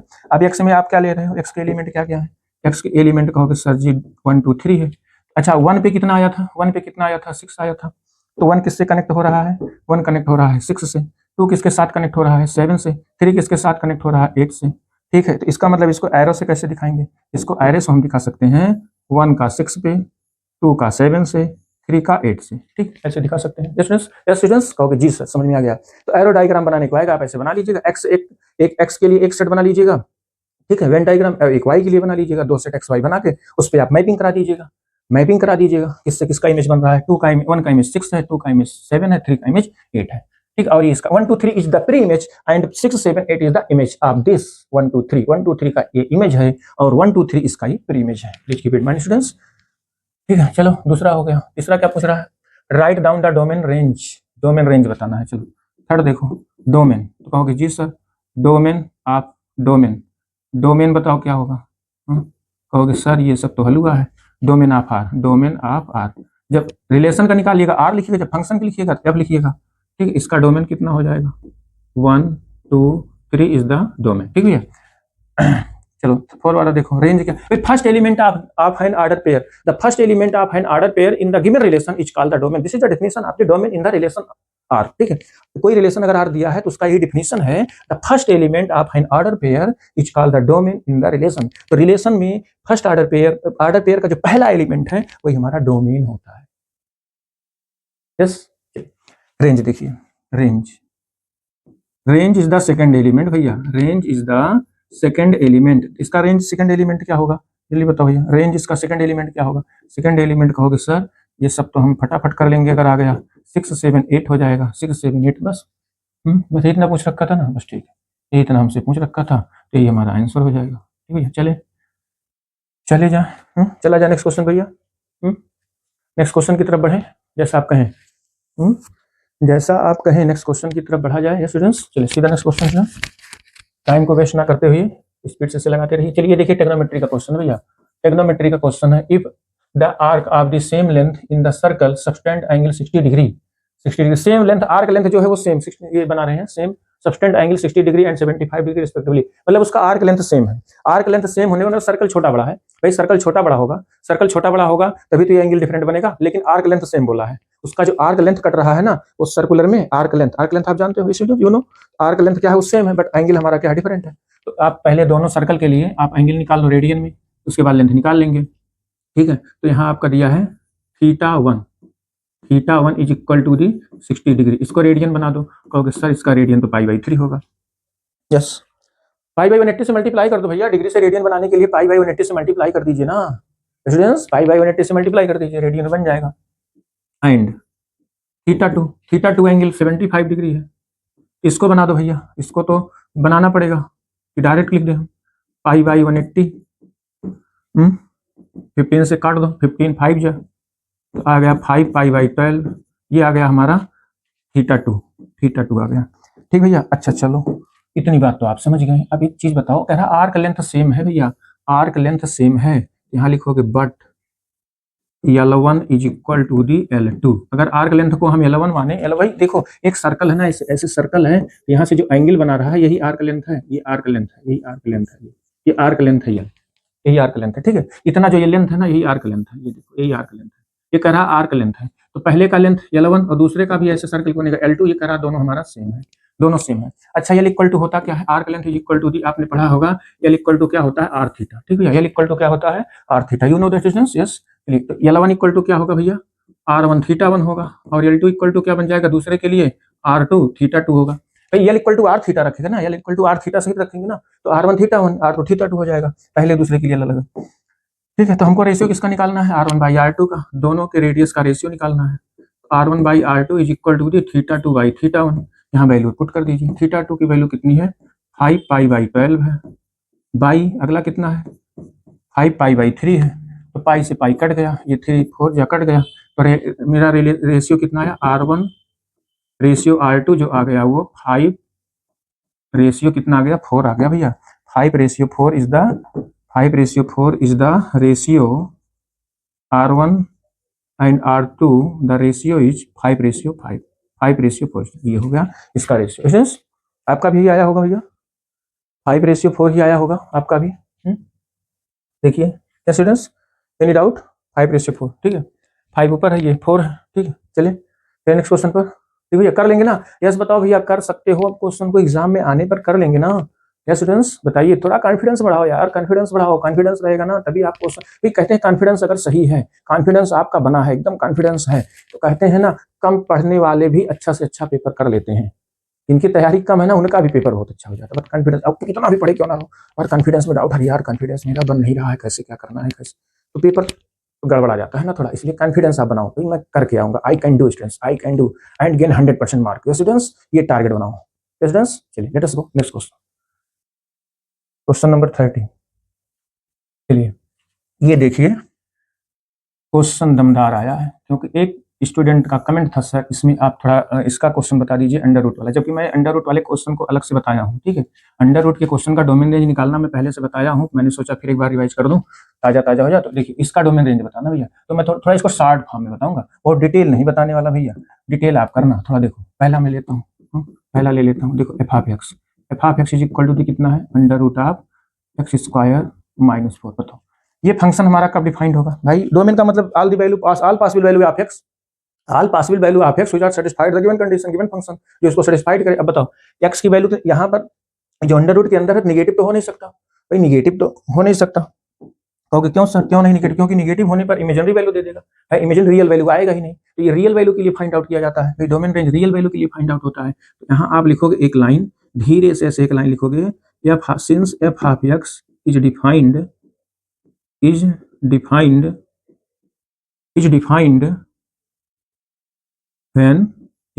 When x square minus 4 greater or equal 0। Students yes clear है? मतलब इसके अंदर की जो वैल्यू होगी भाई या तो 0 होगी या तो 0 से बड़ी होगी, 0 से लेस तो होने का कोई चांस नहीं है जिंदगी में, पूरी जिंदगी बीत जाएगी, लेकिन इसके अंदर नेगेटिव कभी नहीं आएगा भैया, नहीं तो फंक्शन हमारा इमेजिनरी वैल्यू दे देगा। इसीलिए तो अंडर रूट वाले क्वेश्चन पर ध्यान रखना भैया। चलो इसका फैक्टर कर लो, इसका फैक्टर करोगे, कहोगे एक्स स्क्वायर माइनस 2 का स्क्वायर होगा सर, हाँ एक्स स्क्वायर माइनस 2 का होगा और ग्रेटर देन 0, ब्रेकेट कोई जरूरी नहीं लगाना। चलो ए स्क्वायर माइनस बी स्क्वायर का फार्मूला क्या होता है, एक ब्रेकेट में ए प्लस बी, अगले ब्रेकेट में ए माइनस बी ग्रेटर देन 0। चलो बताओ अब इसमें अगर डोमेन रेंज निकालना, मैं आपको सबसे आसान तरीका बताने चल रहा हूँ भैया। एक आप नंबर लाइन बना लेना, नंबर लाइन पे इधर प्लस इन्फिनिटी कर लेना, इधर माइनस इन्फिनिटी कर लीजिएगा। इसका क्रिटिकल वैल्यू देख लीजिए, एक क्रिटिकल वैल्यू आएगी +2 और एक क्रिटिकल वैल्यू होगी क्या -2, और यहाँ ग्रेटर आर इक्वल है तो यहाँ पर ये वैल्यू आप ले सकते हो, यहाँ पर ये वैल्यू ले सकते हो, ऐसे बना लीजिएगा भाई, समझने के लिए ही पर्याप्त है। अभी वे भी कर्व से आप क्या समझते हो, इधर 2 से बड़ी कोई वैल्यू लोगे तो प्लस में आएगा भाई, all value greater than 2, all values greater than 2 then inequality is hold, inequality is satisfied, inequality को सैटिस्फाइड करेगी। 2 से कोई वैल्यू लोगे ये सारी वैल्यू हमारी पॉजिटिव आएगी, और 2 से निगेटिव, 2 और -2 के बीच में निगेटिव आएगा, और -2 से बड़ी लेंगे प्लस आएगा, ठीक है, -2 से बड़ी प्लस आएगा। मैं कई तरीका समझने का, मैं बहुत शॉर्ट तरीका बता रहा हूँ भैया, बहुत इजी तरीका बता रहा हूँ मैंने, और एक्सप्लेन करके भी लाइव क्लास पर पढ़ाया है, आप उसको देख सकते हो एक्सप्लेन करके। देखिए 2 से इन्फिनिटी तक मेरा प्लस आएगा और -इन्फिनिटी से -2 तक प्लस आएगा, और प्लस के लिए ही पूछ रहा है all value is possible if the -infinity to -2 union two infinity, this is the domain. चलिए ये सबसे आसान तरीका है। Therefore domain of f is equal to the -infinity -2 close interval, क्योंकि ये -2 लिया जाएगा और ग्रेटर आर इक्वल है, यूनियन अगला कितना होगा 2 से इन्फिनिटी तक, 2 से कहाँ तक होगा भैया, इन्फिनिटी तक होगा, ठीक है, 2 टू इन्फिनिटी, 2 टू इन्फिनिटी ये हो जाएगा, ठीक है। तो ये आपका क्या हो जाएगा, डोमेन। बस भैया समझ गए मेरी बात? यस, लेस की बात कर रहा होता तो लेस पे ले लेते हैं, ग्रेटर की बात कर रहा है तो ग्रेटर वाली वैल्यू ले लेंगे जो इस इंटरवल को सेटिस्फाइड करे, ठीक भैया। तो ये हो गया इसका डोमेन, चलो डोमेन हो गया। अच्छा रेंज के बारे में थोड़ा समझो भैया, रेंज को कई तरीके से समझ सकते हो। अच्छा ये बताओ रेंज क्या होता है, range is the value of y for all x belong real number, for x belong in its domain, x इसके डोमेन में अगर बिलोंग कर रहा है तो वाई ही उसका क्या होगा, रेंज होगा, ठीक है। तो यहाँ बताओ, अच्छा इसको अगर आप वाई की इक्वल सपोज कर लो, let y is equal to the f of x, तो यहाँ वाई की इक्वल कितना होगा, वाई इक्वल टू हो जाएगा under root of x square -4। अच्छा ये बताओ भैया, यहीं से समझ लो, थोड़ा सा एक्सप्लेन करना पड़ेगा, एक्स स्क्वायर -4 है, ठीक। अच्छा क्या ये बताओ वाई हमारा कभी निगेटिव आ सकता है, बताओ भैया, यही आप थोड़ा समझो, मैं एक्सप्लेन करके आगे समझा रहा हूँ। क्या वाई हमारा निगेटिव हो सकता है? कहोगे नो सर, निगेटिव तो जिंदगी में नहीं होगा। भाई निगेटिव क्यों नहीं होगा, क्योंकि इसकी वैल्यू निगेटिव नहीं आएगी ना, आप कोई भी वैल्यू रख के देख लो जो इसके डोमेन में बिलोंग कर रहा है। तो यहाँ लिखोगे y never be negative, y never be negative for all x belong domain of f, ठीक है students, for all x belong domain of f, x की वे सभी वैल्यू जो इसके डोमेन में बिलोंग कर रही है, फॉर ऑल एक्स बिलोंग चलो एक्स बिलोंग डोमेन लिख दो, एक्स बिलोंग डोमेन लिख दो, डोमेन ऑफ द फंक्शन या डोमेन लिख दो, या तो यही लिख दो जो यह दिया है, एक्स बिलोंग -इन्फिनिटी से 2, भाई कुछ भी लिख सकते हो कोई दिक्कत नहीं, यूनियन 2 से इन्फिनिटी, इसके लिए, ठीक है, इसके लिए होगा। अच्छा अब ये बताओ अगर ये निगेटिव नहीं होगा तो बतिया ये है, ये होगा तो कहाँ से होगा, सबसे बड़ी समस्या, अब होगा तो कहाँ से होगा, चलो आओ देख लेता हूँ कहाँ से होगा, चलो देखता हूँ। स्क्वायरिंग ऑन बोथ साइड यहाँ से कर दो, स्क्वायरिंग ऑन बोथ साइड करोगे तो कितना आएगा, x square y square x square -4 होगा, यहाँ से एक्स स्क्वायर की वैल्यू निकाल लीजिए, x square is equal to क्या आएगा, वाई स्क्वायर +4 आएगा। बस भैया बस यही मिल गया। वाई देखिए यहाँ परफेक्ट स्क्वायर है तो वाई तो कभी निगेटिव हो ही नहीं सकता, पहली बात है। अगर वाई निगेटिव नहीं हो सकता तो वाई ग्रेटर आर इक्वल क्या होगा, 0 होगा, 0 या 0 से बड़ी होगी भैया, निगेटिव नहीं होगी। इसका मतलब मेरा इसमें जो रेंज आ रहा है वो 0 या 0 से लेकर के कहाँ तक होगा, इनफाइनाइट तक होगा, ठीक है, इनफाइनाइट तक होगा। तो यहाँ हमारा रेंज आ गया, therefore it is clear that आप लिख लीजिएगा, therefore it is clear that the range of the function is 0 to infinity, 0 to infinity, 0 से इन्फिनिटी तक होगा। ठीक भैया, 0 से इन्फिनिटी तक होगा। भाई कुछ भी वैल्यू रखो, 4 5 6 7 8 9 10 11 12 13 14 15 16 17 18, चाहे जो रखो। एक्स की ये वैल्यू 2 से बड़ी चाहे जो रखो, चाहे जो रखो, 50 100 200 300 400 500 1000 लाइक करो, चाहे जो रखो, सब ऐसे इसकी वैल्यू भी बढ़ती जाएगी, बढ़ती जाएगी, बढ़ती जाएगी, इन्फिनिटी की तरफ बढ़ती जाएगी। भैया अब एक चीज मैं आपको और बताना चाहता हूँ, इसमें थोड़ा अंतर है दोनों क्वेश्चन में, ध्यान रखना। अगर ये एक्स स्क्वायर माइनस 4 होगा तो ध्यान रखना, और -4 फिर एक्स स्क्वायर होगा तो उसमें भी ध्यान रखना, दोनों क्वेश्चन अलग अलग है, नहीं तो आप फिर कोई करके चले आओगे के टाइप से। जैसे एनसीईआरटी में क्वेश्चन, यही क्वेश्चन इसी टाइप से आप करके चले आते हो, बस वही याद किया, +-3 अगर 9 है तो 16 है, +-4 डोमेन और रेंज 0 से 4 आप रटे हो, ठीक है। तो ऐसा इसका भी करके चले आओगे, तो इसलिए ध्यान रखना, अगर एक्स पहले है तो थोड़ा ध्यान से करना, अगर एक्स बाद में है तो नो डाउट तब तो वही होगा जो आप पढ़े हैं याद कीजिए। अगला देखिए सेकंड पार्ट। सेकंड पार्ट क्या है, √9 - f of x is equal to the √9 - चलो इसको बताओ भैया, ये फंक्शन कब डिफाइंड होगा, चलो बताओ। दिस फंक्शन इज डिफाइंड, यहाँ लिखोगे f of x is defined, f of x is defined when 9 - x² greater or equal 0। अब यहाँ देखो, इसका फैक्टर कर देंगे, तो जब इसका फैक्टर करेंगे तो आएगा 3 - x, और अगले ब्रैकेट में आएगा, या तो ऐसा करो ना, चलो ऐसे कर लो, या तो इसको दूसरे हिसाब से कर लो, कैसे किया जाए, चलो ऐसे कर लेते हैं, ठीक है। तो देखिए यहाँ -x² ग्रेटर देन -9 कर लीजिए, तो यहाँ आ जाएगा x² लेस आर इक्वल आ जाएगा 9, माइनस माइनस कट जाएगी, इनइक्वालिटी रिवर्स हो जाएगी भाई, माइनस से मल्टीप्लाई करने पे इनइक्वालिटी हमारी रिवर्स हो जाएगी, इनइक्वालिटी एक्स की वैल्यू मुझे निकालनी है। अब इसको 9 को इधर ले आइए, तो x² - 9 greater less or equal to 0, इसका फैक्टर करोगे आएगा x+3 एक ब्रैकेट में, अगले ब्रैकेट में आएगा x-3 less than or equal to 0। देखिए you know that students, yes clear है भैया, कॉन्सेप्ट क्लियर है, मैंने एक्स की फैक्टर करके यहाँ वैल्यू निकाल लिया। चलो इसको भी वैसे समझ लो, डोमेन रेंज से समझ लो, ये ज़्यादा आसान होता है, ठीक है। डोमेन रेंज से इसको भी इसी नंबर लाइन पर भी कर से समझ लो, +∞ -∞, इसकी क्रिटिकल वैल्यू होगी, इसकी क्रिटिकल वैल्यू होगी +3, और इधर लेफ्ट में कितनी होगी, -3 होगी, तो इधर क्या होगा, प्लस होगा, यहाँ माइनस, यहाँ प्लस। अब ये निगेटिव है, ये लेस देन आर इक्वल है, तो लेस देन आर इक्वल किस इंटरवल मिलेगा बताओ, इसकी वैल्यू किसमें सेटिस्फाइड करेगी, इंटरवल में, लेस देन देखिए बीच में निगेटिव है। अब इसके बीच में कोई वैल्यू रखोगे तो इस इनइक्वालिटी को सेटिस्फाइड करेगा, बट मोर देन 3 पर ये वैल्यू क्या आएगी, पॉजिटिव आएगी। आप 4 रखो, 4 रखोगे, ये पॉजिटिव होला, पॉजिटिव कंडीशन को सेटिस्फाइड नहीं कर रहा है, इसका मतलब मैं इसके आगे की वैल्यू नहीं ले सकता, सीधी सी बात है, श्योर। इसको हटा दो, यहाँ माइनस इधर भी नहीं ले सकते, इधर भी ले लेंगे प्लस, ये प्लस में इधर कोई वैल्यू ले लेंगे, इधर में -4 -5 -6, यो माइनस प्लस, तो ये भी इनइक्वालिटी को सेटिस्फाइड नहीं करेगा। तो इनइक्वालिटी को सेटिस्फाइड करेगा केवल ये इसके बीच की वैल्यू। तो therefore it is clear that आप लिख देना, it is clear that the domain of the function is -3 to 3, ये है, यही इसका डोमेन है भैया। तो यही लिए मैंने बोला है x² -9 और 9 - x² में अंतर है भैया, इसको ध्यान रखिएगा, इसको आप ध्यान रखिएगा भैया, ठीक है, इसको आप ध्यान रखिएगा, ठीक है। अगर ये आ गया, ये 9 - x² और x² - 9 दोनों में थोड़ा सा डिफरेंस होता है, इसको ध्यान रखना, थोड़ा सा नहीं बहुत डिफरेंस होता है, इसलिए इसको बहुत केयरफुली लगाइएगा भैया।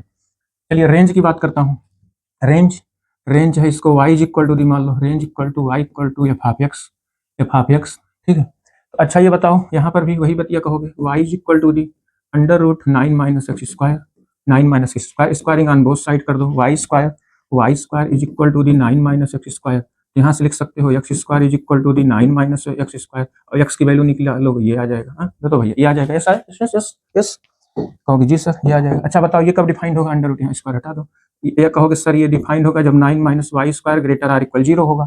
तो यहाँ भी सॉल्व करोगे तो यहाँ जो y की जो वैल्यू आएगी, यहाँ पर भी आएगी -3 से 3, भाई मैंने डायरेक्ट कर लिया, यहाँ -3 से 3 आएगा, y बिलोंग -3 से, बट क्या बट, कहोगे सर क्या but y never be negative, students please keep it mind, y मेरा निगेटिव नहीं हो सकता, क्यों नहीं हो सकता, आप चेक कर लो, देखो x की किसी भी वैल्यू के लिए जो आपका डोमेन है, भाई डोमेन के अलावा भी ब्रह्मांड की कोई वैल्यू ले लो, यूनिवर्स कोई भी नेचुरल नंबर ले लो, तो ये इसमें रखने पर ये वैल्यू हमारी निगेटिव जिंदगी में कभी नहीं आएगी। क्यों नहीं आएगी, क्योंकि अंडर रूट लगा है, अंडर रूट के अंदर तो निगेटिव हो ही नहीं सकता, बाहर से कैसे होगा, इसका मतलब ये वैल्यू मेरी निगेटिव नहीं हो सकती। तो निगेटिव नहीं होगी तो कहाँ से स्टार्ट होगी, 0 से स्टार्ट होगी, 0 से लेकर के आगे की वैल्यू अब कहाँ तक होगी, इसमें बाउंड है भाई, 0 से बड़ी भी कहाँ तक, देखो मैं यहाँ बता रहा हूँ 0 से बड़ी कहाँ तक, ये जो वैल्यू आई है -3 आई है, -2 -1 0 1 2 3, भाई इसके बीच की हित वैल्यू होती है, इसको थोड़ा डेप्थ में समझो, इसके बीच में हित वैल्यू होती है ना भैया, बताओ इसके बीच में हित वैल्यू होती है, बताओ इसके बीच में ही इतनी वैल्यू होती है। अब ये माइनस हटा दो, ये माइनस हटा दो, ये माइनस हटा दो, ये माइनस हटा दो, सॉरी ये इतना माइनस आपने हटा दिया। अब ये वैल्यू कहाँ से मिलने लगी, कहाँ से मिल रही है बताओ? 0 से लेकर के कहाँ तक मिल रही है? 3 तक मिल रही है। भाई 3 से बड़ी लेनी ही नहीं है, 3 से बड़ी लोगे तब भी बवाल है इसमें। 3 से बड़ी भी नहीं ले सकते भाई, 3 से बड़ी ले लेंगे 4, 4 ले लेंगे तो ये क्या आ जाएगा 16, तो 9 माइनस 16 क्या आ जाएगा? निगेटिव। ये भी निगेटिव आ जाएगा। यहाँ बाउंड है, वहाँ बाउंड नहीं था। इसका मतलब यहाँ लिखोगे बट, भाई लिखना क्या है मैं सब बता दे रहा हूँ, आप टेंशन मत लो। बट y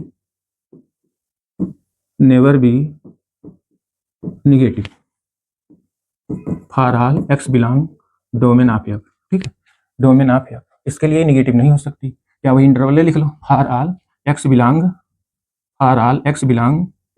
-3 से 3, ठीक है। तो चलो देयरफॉर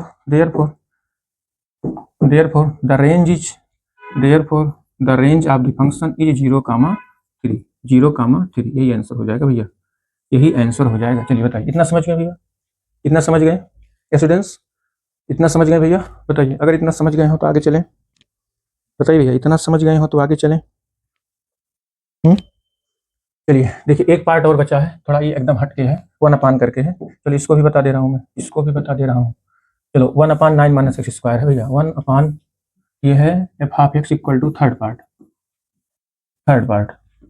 ध्यान से third part f of x equal to 1 upon under root of 9 minus x square. अब बताओ ये कब होगा डिफाइंड, ये फंक्शन कब डिफाइंड होगा? कहोगे सर एफ हाफ एक्स तब डिफाइंड होगा जब डिनोमिनेटर को देखना है, डिनोमिनेटर को भी देखना है। डिनोमिनेटर नेवर भी 0 भैया, डिनोमिनेटर 0 नहीं हो सकता, इसको भी ध्यान रखना। वहां क्या लगाए थे? ग्रेटर आर इक्वल, लेकिन यहाँ इक्वल नहीं लगेगा, क्योंकि नीचे भी 0 नहीं आना चाहिए, ये बात ध्यान रखना है। F of x is defined when 9 minus x square only greater than 0, बस इतनी सी बात है। क्या? Only greater than 0, not equal 0। 0 तो कर ही नहीं सकते, नहीं तो ये 1/0 इन्फिनिटी आ जाएगा, फंक्शन नहीं डिफाइंड होगा रियल नंबर पे, ठीक है। और लेस देन भी तो हो ही नहीं सकता भाई, तो श्योर है इसके अंदर लेस देन तो पहले आप माइंड से हटा दो, अंडर रूट के अंदर एकदम माइंड से एकदम हटा दो। अंडर रूट के अंदर कभी भी नेगेटिव नहीं होता, इसको दिमाग से हटा दो, निकाल दो, सोच भाई मत करो इसके बारे में। लो पॉजिटिव, केवल ग्रेटर पे सोचो और इक्वल पे सोचो बस। तो ये ग्रेटर तो हो ही नहीं सकता, ग्रेटर होगा तो काम गड़बड़ा जाएगा, ये होगा। चलो यहाँ देखो ओपन इंटरवल आ गया, केवल ग्रेटर है, तो इसका फैक्टर करोगे तो आएगा minus x square greater than -9, ठीक है। तो एक्स स्क्वायर लेस देन 9, ठीक है। तो यहाँ एक्स स्क्वायर -9 लेस देन 0, यहाँ फैक्टर कर लेंगे, आएगा a माइनस बी, एक ब्रैकेट में, अगले ब्रैकेट में a plus be less than 0, ठीक है। तो यहाँ जो इसका वैल्यू आएगा x का, वो x बिलोंग -3 से कहाँ तक आएगा? 3 तक आएगा। लेकिन यहाँ इंटरवल हमारा बदल जाएगा, ओपन इंटरवल होगा, क्योंकि -3 + 3 नहीं ले सकते, -3 + 3 लेंगे तो डिनोमिनेटर 0 हो जाएगा ना भैया, इसका डिनोमिनेटर तो 0 हो जाएगा, इसलिए मैं 3 भी नहीं ले सकता, 3 भी मैं नहीं ले सकता, उसमें ले सकता था लेकिन इसमें नहीं ले सकता, इसका मतलब ओपन इंटरवल हो जाएगा। दैट इज द डोमेन, चलो मैं यहाँ स्टार्ट कर लिख दे रहा हूँ direct, that is domain of f is equal to the -3 से 3 ओपन इंटरवल। चलो भैया रेंज के बारे में बताता हूँ मैं थोड़ा शॉर्ट तरीके से। चलो अच्छा, रेंज के बारे में बताओ भैया, रेंज क्या हमारा निगेटिव हो सकता है या 0 हो सकता है? बताओ भैया, रेंज निगेटिव या 0 कुछ भी नहीं हो सकता, तो क्या होगा? यहाँ पर थोड़ा सॉल्व करना पड़ेगा। चलो मैं सॉल्व करता हूँ रेंज के लिए। Let y is equal to the f of x is equal to the y, या y is equal to the आ जाएगा 1 upon under root of 9 minus x square. चलो थोड़ा एक्सप्लेन कर दे रहा हूँ, इसको इधर ले आओगे तो 9 minus x square is equal to the कितना आ जाएगा? 1 अपान वाई स्क्वायर कर दो, अंडर रूट गायब हो जाएगा। तो यहाँ से आ जाएगा आपका x square is equal to the 9 minus 1 upon y square students. तो यहाँ से x is equal to the आ जाएगा under root of 9 minus 1 minus y square, ये आ जाएगा, ठीक भैया, ये आ जाएगा, ठीक है। अब यहाँ पर भी वही चीज़ें बताओगे, वही चीज़ डिफाइन करोगे, वही चीज़ यहाँ पर भी डिफाइन करोगे। 9 minus 1 upon y square greater or equal 0, यहाँ तो ग्रेटर आर इक्वल 0 ले ही सकते हो भाई, ग्रेटर आर इक्वल, क्योंकि अपान में तो है नहीं, ग्रेटर आर इक्वल 0 ले ही सकते हो, this function defined when this is equal to greater or equal 0। तो यहाँ से जब आप सॉल्व करोगे तो y की वैल्यू निकालोगे तो कितना आएगा? 9 minus y square minus 1 greater or equal 0, but यहाँ लिखोगे y स्क्वायर या y ग्रेटर आर इक्वल 0, तो y या y square greater or equal 0 होगा, डिनोमिनेटर 0 या 0 से बड़ी होगी, तो जब यहाँ y की वैल्यू निकालोगे ना भैया, कितना आएगा? y की वैल्यू आएगा +-1/3, और y निगेटिव तो हो ही नहीं सकता, तो +-y/3 होगा भाई, प्लस माइनस ना 1/3, तो माइनस वाला लेंगे नहीं, क्योंकि रेंज हमारा निगेटिव तो आ ही नहीं सकता, बात ये है। इसका रेंज मैं यहाँ डायरेक्ट लिख ले रहा हूँ, आप 2 लाइन सॉल्व कर लेना। Range of f equal to 3 हो जाएगा 1/3 से लेकर के कहाँ तक, इन्फिनिटी तक, निगेटिव नहीं हो सकता। बस इसका हो जाएगा रेंज स्टूडेंट्स, यही इसका हो जाएगा रेंज। भाई इसको सॉल्व करोगे ना तो 1/3 ही तो आएगा। भाई देखो y² = 1/9, तो y² = 1/3 प्लस माइनस 1/3, तो 1/3 से लेकर के इन्फिनिटी तक, बट निगेटिव नहीं ले सकते, इसलिए मैंने निगेटिव 1/3 को छोड़ दिया, तो यही प्लस में ले लिया, इसका रेंज है। चलिए मैंने तीनों पार्ट बता दिया भैया। अब तीनों पार्ट आप अच्छे से समझ लीजिएगा, प्रिपेयर कर लीजिए, 2-3 बार और अच्छे से लगा के अपने माइंड में इसको सेट कर लीजिए। अगर क्वेश्चन आया इस टाइप का तो कैसे करोगे, ठीक है। चलिए नेक्स्ट क्वेश्चन भैया, सीधा नेक्स्ट क्वेश्चन स्टूडेंट्स। ये देखिए, ये भी आपका डोमेन रेंज का, उसी का डोमेन रेंज पूछा है, रिलेशन का ही, ठीक है, रिलेशन का ही है। चलो बताओ इसका डोमेन रेंज आप खुद करो, ये होमवर्क दे दूं क्या। एक रिलेशन दिया है, आपको निकालना है relation a, b such that small a belong capital N, b belong capital N and a b का कंडीशन क्या है, यहाँ एक कंडीशन दिया है a + 3b जो है वो 12 के इक्वल ही होना चाहिए, इससे ज्यादा और कम नहीं होना चाहिए। मतलब इस कंडीशन को सेटिस्फाइड करना चाहिए, कहने का मतलब ये, इस कंडीशन को होल्ड करना चाहिए। ए बी की ऐसी कौन सी वैल्यू हो सकती है जो इस कंडीशन को होल्ड करे, बताओ। ए बी की ऐसी कौन सी वैल्यू होती है जो कंडीशन को होल्ड करे लेकिन ए बी और नेचुरल नंबर में ही हो। चलो बताओ, r = निकाल के बताओ भैया, कहीं से अलग से निकाल भी सकते हो, ठीक है। अच्छा चलिए 2 रखो, 2 रखो इसकी वैल्यू जरा, इसकी वैल्यू 2 रखो, ए की वैल्यू 2 रखोगे तो यहाँ कितना आ जाएगा, 10, कटेगा ही नहीं भी, ठीक है। तो और कोई वैल्यू बताओ, और कोई वैल्यू कैसे ले ले, और सोचिए क्या आएगा, निकाल के देखिए क्या आएगा, ठीक है, निकाल के देखिए क्या आएगा, जल्दी बताइए भैया, निकाल के देखिए क्या आएगा।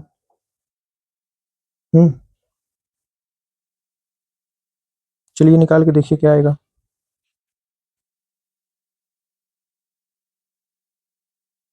चलो निकाल के देखो भैया क्या आएगा। चलो इसको कहीं सॉल्व कर लो, ऐसे सॉल्व कर लो। तो यहाँ से आ सकता है 3b = 12 - a, या b = आ जाएगा 12 - a/3। a की वैल्यू कुछ लो, देखो जिससे कट जाए। a की वैल्यू आप 3 ले लो, 1 लोगे तो कटेगा नहीं, 2 ले लोगे तो कटेगा नहीं, 3 ले लीजिए। a की वैल्यू 3, 9, a की वैल्यू 3 ले लीजिए, a की वैल्यू 3 है, तो a की वैल्यू 3 पर कितना आएगा, 9, तो 3 आ जाएगा, 3, 3 हो गए, पहली वैल्यू मेरी आ गई। ठीक, ऐसे ही निकालते हैं भैया, कोई कहीं से मतलब कहीं से कोई रटा नहीं है कि आप रटे रहो इसको निकाल लो, बस जिस कंडीशन को होल्ड करे वही आप निकाल लो, जो इस कंडीशन के लिए होल्ड करे। नेचुरल नंबर लेना है, कहोगे सर मैं 1 क्यों नहीं ले सकता, 1 इसलिए नहीं ले सकते क्योंकि b की वैल्यू हमारा नेचुरल नंबर नहीं आएगा भैया मेरे, इसीलिए नहीं ले सकते, इसीलिए मैंने 3 ले लिया। तो अगला देखो, अच्छा 3 4 ले लो, 4 लोगे तो 8 आएगा, 8/3 नहीं है। 5 ले लीजिए, 5 पर भी नहीं है तो 6 पे आएगा, तो 6 ले लीजिए। 6 जब लेंगे तो 6 - 12 - 6 तो 2 से डिवाइड हो जाएगा, तो कितना आ जाएगा, 3 2 जा 2 आ गया, ठीक है, 2 आ गया, ठीक है, 3 2 6, चलो 6 ले लिए। और अगला क्या ले सकते हो, अगला ले सकते हो 9, 9 ले सकते हो भाई, 7 नहीं ले सकते हो, 8 नहीं ले सकते हो, 9, तो 12 - 9 कितना होगा, 3 3/3 1, ये होगा। और कोई नंबर, उसके बाद नंबर ले ही नहीं सकते भाई, 9 के बाद 10 ले ही नहीं सकते, 11 ले ही नहीं सकते, फ्रैक्शन आएगा। 12 के बाद 13 14 15 तो निगेटिव आ जाएगा, नेचुरल नंबर ही नहीं होगा, बस काम खत्म, काम खत्म यहीं पर, बस इतनी वैल्यू होगी। अब इतनी वैल्यू इसको सेटिस्फाइड करेगी, ठीक है, यहीं से आप ये 1 बाई 1 निकालोगे। 1 नहीं होगा क्योंकि फ्रैक्शनल आएगा, 2 नहीं होगा, 3 पर होगा, 4 पे नहीं होगा क्योंकि बी की वैल्यू अपान में आएगी, नेचुरल नंबर अपान में नहीं होता, 2/3 4/7 नेचुरल नंबर नहीं होता, इसलिए जो इसको कंडीशन सेटिस्फाइड करे, ए भी नेचुरल नंबर होना चाहिए, बस हो गया, बस हो गया। अब क्या कर रहा है, लिस्ट ऑफ दी, ये पहला पॉइंट यही है, पहला पॉइंट यही पूछ रहा था, कह रहा list of element of R, list of element of R आ गया। दूसरे में कह रहा डोमेन बताओ, तो डोमेन बता दो भैया, इसका डोमेन क्या होगा, डोमेन ऑफ आर, आर का मतलब रिलेशन, रिलेशन का डोमेन क्या होगा बताओ भैया, रिलेशन का डोमेन वही होगा first element of an order pair. पहला एलिमेंट क्या है, 3 है, 6 है, अगला क्या है, 9 है, ये हो गया। और तीसरा पॉइंट देख लो, रेंज, यहाँ लिखो range, range of R, range इसका क्या होगा, range is the second element, range is the second element, second कितना है, 3 है, 2 है, 1 है, या 1 2 3 भी लिख सकते हैं, आर करके 1 2 3 भी लिख सकते हैं। इसका रेंज जो है 1 2 3 असेंडिंग ऑर्डर में लिख लो। चलिए काम हो गया इसका भी। चलो 31 के बाद नेक्स्ट स्टूडेंट्स क्वेश्चन नंबर 32। ये देखिए, ये गजब का क्वेश्चन कहाँ का आ गया, जरा सोचो, पकड़ो इसको, क्वेश्चन कहाँ का है बताओ, ये क्वेश्चन कहाँ का है। चलो मैं वेट कर रहा हूँ, आप कमेंट करो भैया, मैं कमेंट सबका पढ़ रहा हूँ, सबका कमेंट ऐसे बीच में देखता रहता हूँ भैया, बीच बीच में कमेंट सबका मैं पढ़ता रहता हूँ। चलो बताओ, देखता हूँ भाई, थोड़ा सा कमेंट करते रहो, मुझे भी मोटिवेशन मिलेगा ना, कितने बच्चे हैं देख रहे हैं, मुझे लाइक कर रहे हैं, मतलब पढ़ रहे हैं, पढ़ना चाहते हैं, तो थोड़ा सा कमेंट करते हैं। हाँ एक चीज़ और भैया, एक चीज़ और इसी समय नोट कर लो, ध्यान कर लो, मैं बताना चाहता था, देखिए आप के सिलेबस में मैं जो है स्टार्ट करने वाला हूं। अगर आप सीयूईटी की तैयारी करेंगे, 11 12 में भरेंगे, 12 में अपेयरिंग में, और एनडीए की तैयारी यदि आप कर रहे हैं या करना चाहते हैं भैया, तो मैं ये क्लास 2-4 दिन के बाद तुरंत मैं स्टार्ट करने वाला हूँ। जस्ट ये मान के चलिए आज आपका है 10 तारीख, लगभग 15 तारीख से या उसके पहले बीच में स्टार्ट हो जाएगा लाइव क्लास आपका 15 मार्च के लगभग। तो यदि आप एनडीए की तैयारी कर रहे हैं तो बिल्कुल करें, बेशक करें। मुझे मैसेज कर दें कि सर मुझे तैयारी करनी है, ठीक है, तो मैं आपका नंबर एक अलग तरीके से सेव करके अलग तरीके से आपको एक लेक्चर प्रोवाइड कराऊंगा, अच्छे से सिलेबस नोट्स प्रोवाइड कराऊंगा, सिलेबस रिकॉर्डेड वीडियो प्रोवाइड कराऊंगा और उसके सैंपल पेपर को प्रोवाइड कराऊंगा, सब सारा मैटर आपको प्रोवाइड कराऊंगा भैया, ठीक है। पीपीटी उसका पीडीएफ भी प्रोवाइड कराऊंगा पीडीएफ भी, क्वेश्चन प्रैक्टिस का पीडीएफ, लेक्चर टेस्ट भी होगा आपका, मंथली वीकली या 15 डे पर टेस्ट भी होगा, ठीक है। इसलिए आप लोग तैयारी करना चाहते हो भैया तो आप लोग एकदम रेडी हो जाइए। मैं पूरी कंप्लीट सिलेबस की तैयारी कराऊंगा, एनडीए की भी, सीयूईटी का भी, उसके बाद जेई एडवांस लेवल की भी तैयारी चलती रहेगी बीच बीच में, ऐसे क्लास चलता रहेगा, कोशिश करूंगा रेगुलर, ठीक है। बट एनी हाउ वे, कभी भी कोई मान लीजिए कुछ अगर समस्या है तो उस दिन भले ना चले, नहीं तो लगभग चलेगा। इसलिए स्टूडेंट्स इसको आप ध्यान में रखें, ये आपका सिलेबस चलना ही चलना है। बस जस्ट ही मैं स्टार्ट करने वाला हूँ एनडीए और सीयूईटी की एग्जाम की प्रिपरेशन, इसके पहले की जितने हैं, आईआरटी है, इंजीनियरिंग लाइन की जितनी भी टीचर की कॉम्पिटिशन की तैयारी है, सब तैयारी मैं एमसीक्यू लेवल के सारे क्वेश्चन को हर चैप्टर वाइज सॉल्व कराऊंगा भैया। चलिए आइए देखते हैं, चलिए चलो ये देखो, इसका जीपी का है ये भैया, समझ नहीं पाए मुझे लग रहा है कि समझ गए। ये जीपी का सीरीज है इन्फिनिटी टर्म का, तो जीपी के इन्फिनिटी टर्म का सीरीज का फार्मूला लिख लो नोट करके, नहीं जानते हैं नोट कर लो भाई। जीपी के इन्फिनिटी टर्म का सम जैसे है 1 plus a plus a r, a r plus a r square plus and so on a r power n minus 1, ये है जीपी। तो जीपी के सम का फार्मूला होता है S infinity equal to a upon 1 minus r, ठीक है students. ये जीपी के सम का फार्मूला तो आप जानते हो ना, ये इन्फिनिटी के सम का है, मतलब इन्फिनिटी तक का टर्म का सम। आप बताओ, 2-4 टर्म का सम नहीं करना है आपको, 2-4 टर्म तक का सम नहीं, 10 टर्म का सम का नहीं, 9 टर्म का सम का नहीं, इन्फिनिटी तक का, मतलब 1 से लेकर के इन्फिनिटी तक का सम करना। आप बताओ, मतलब इतनी ज्यादा चीजें आप सीख गए हो कि भाई 1-2 टर्म का हम जोड़ना नहीं, ऐड करना नहीं सीख रहे हैं, हम इन्फिनिटी तक का सम सीख रहे हैं, इन्फिनिटी तक के टर्म का सम हम सीख रहे हैं। चलिए, तो जीपी के इन्फिनिटी टर्म का सम का फार्मूला भैया लगा दीजिएगा। ए क्या है फर्स्ट टर्म, आर क्या है कॉमन रेशियो, ये first term r common ratio students. लो देखो ये है 7 की पावर, देखिए सेम बेस है, 7 की पावर ऐड हो जाएगा, सेम बेस पर पावर ऐड हो जाता है, you know students, plus 1/8 plus and so on, ये इन्फिनिटी तक है। तो चलो बताओ इसको सम करो, 7 ऐसे रहेगा, इसका फार्मूला लगा दो, ए अपान 1 माइनस आर, ये फार्मूला लग गया, ए अपान 1 माइनस आर, ये जीपी के सम का फार्मूला है। अब कहोगे सर व्हाट इज ए, कहोगे sir what is a is the 1/2, and कहोगे sir what is r is the T2/T1, second by first. जब सेकंड टर्म में फर्स्ट टर्म से डिवाइड करेंगे, आर की वैल्यू कितनी आ जाएगी, 1/2 आ जाएगी। तो यही वैल्यू रख दीजिए आप सीधे, यही इसकी वैल्यू आप रख दीजिए। कहोगे जी सर वैल्यू तो रख देंगे, ए की वैल्यू है 1/2, ठीक भैया, आर की वैल्यू है 1/2, इसको सॉल्व कर लो, 7 की पावर 1/2 बाई 1/2 पूरा कट गया, 1/2 कितना आया, 7 पावर 1 दैट इज 7। इसके इन्फिनिटी तक का सम कितना होगा, 7 होगा भैया। इन्फिनिटी टर्म तक का सम जो होगा वो कितना होगा, 7 होगा। इसका आंसर कितना आएगा भैया, इसका आंसर आएगा 7। इन्फिनिटी तक का टर्म का सम जो है वो 7 होता है, ठीक है। कोई भी सीरीज ऐसे अगर इन्फिनिटी तक का है तो आप सीधा सही फार्मूला लगा देना भैया, इन्फिनिटी का a upon 1 minus r, a upon 1 minus r, ठीक है। इन्फिनिटी तक का सम अगर पूछे तो यही लगाना। जैसे और देखो, जैसे दिया 1/2 या 1/3 plus 1/9 plus 1/27 plus and so on infinity, इसका सम पूछ लिया, इसका सम पूछ लिया, इन्फिनिटी टर्म तक का सम पूछ लिया, तो ये सीधे फार्मूला लगा के सम कर लीजिएगा, कोई दिक्कत नहीं, नो डाउट स्टूडेंट्स, सीधे ऐसे सॉल्व कर लीजिएगा।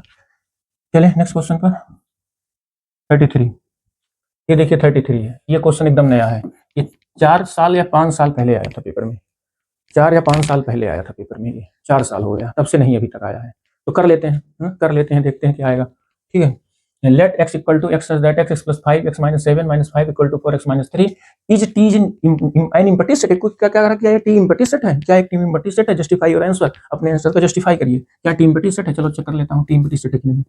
तो T is equal to the क्या दिया है, चलो जो भी दिया हो मैं इसको सॉल्व कर लेता हूँ, x की वैल्यू, ठीक भैया, x की वैल्यू मैं सॉल्व कर लेता हूँ। तो x plus 5 by x minus 7 minus 5 is equal to the 4x minus 10 by 13 minus 6 students, ये हो गया। चलिए इसको एलसीएम ले लीजिए, x प्लस 5 माइनस 5x और माइनस 35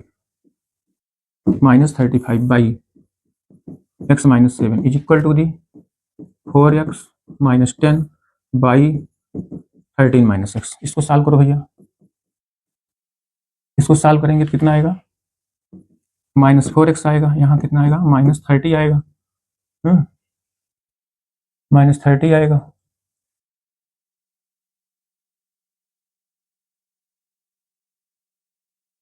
+35 होगा क्या, यार ये गड़बड़ हुआ, +35 +40 होगा, 35 + 40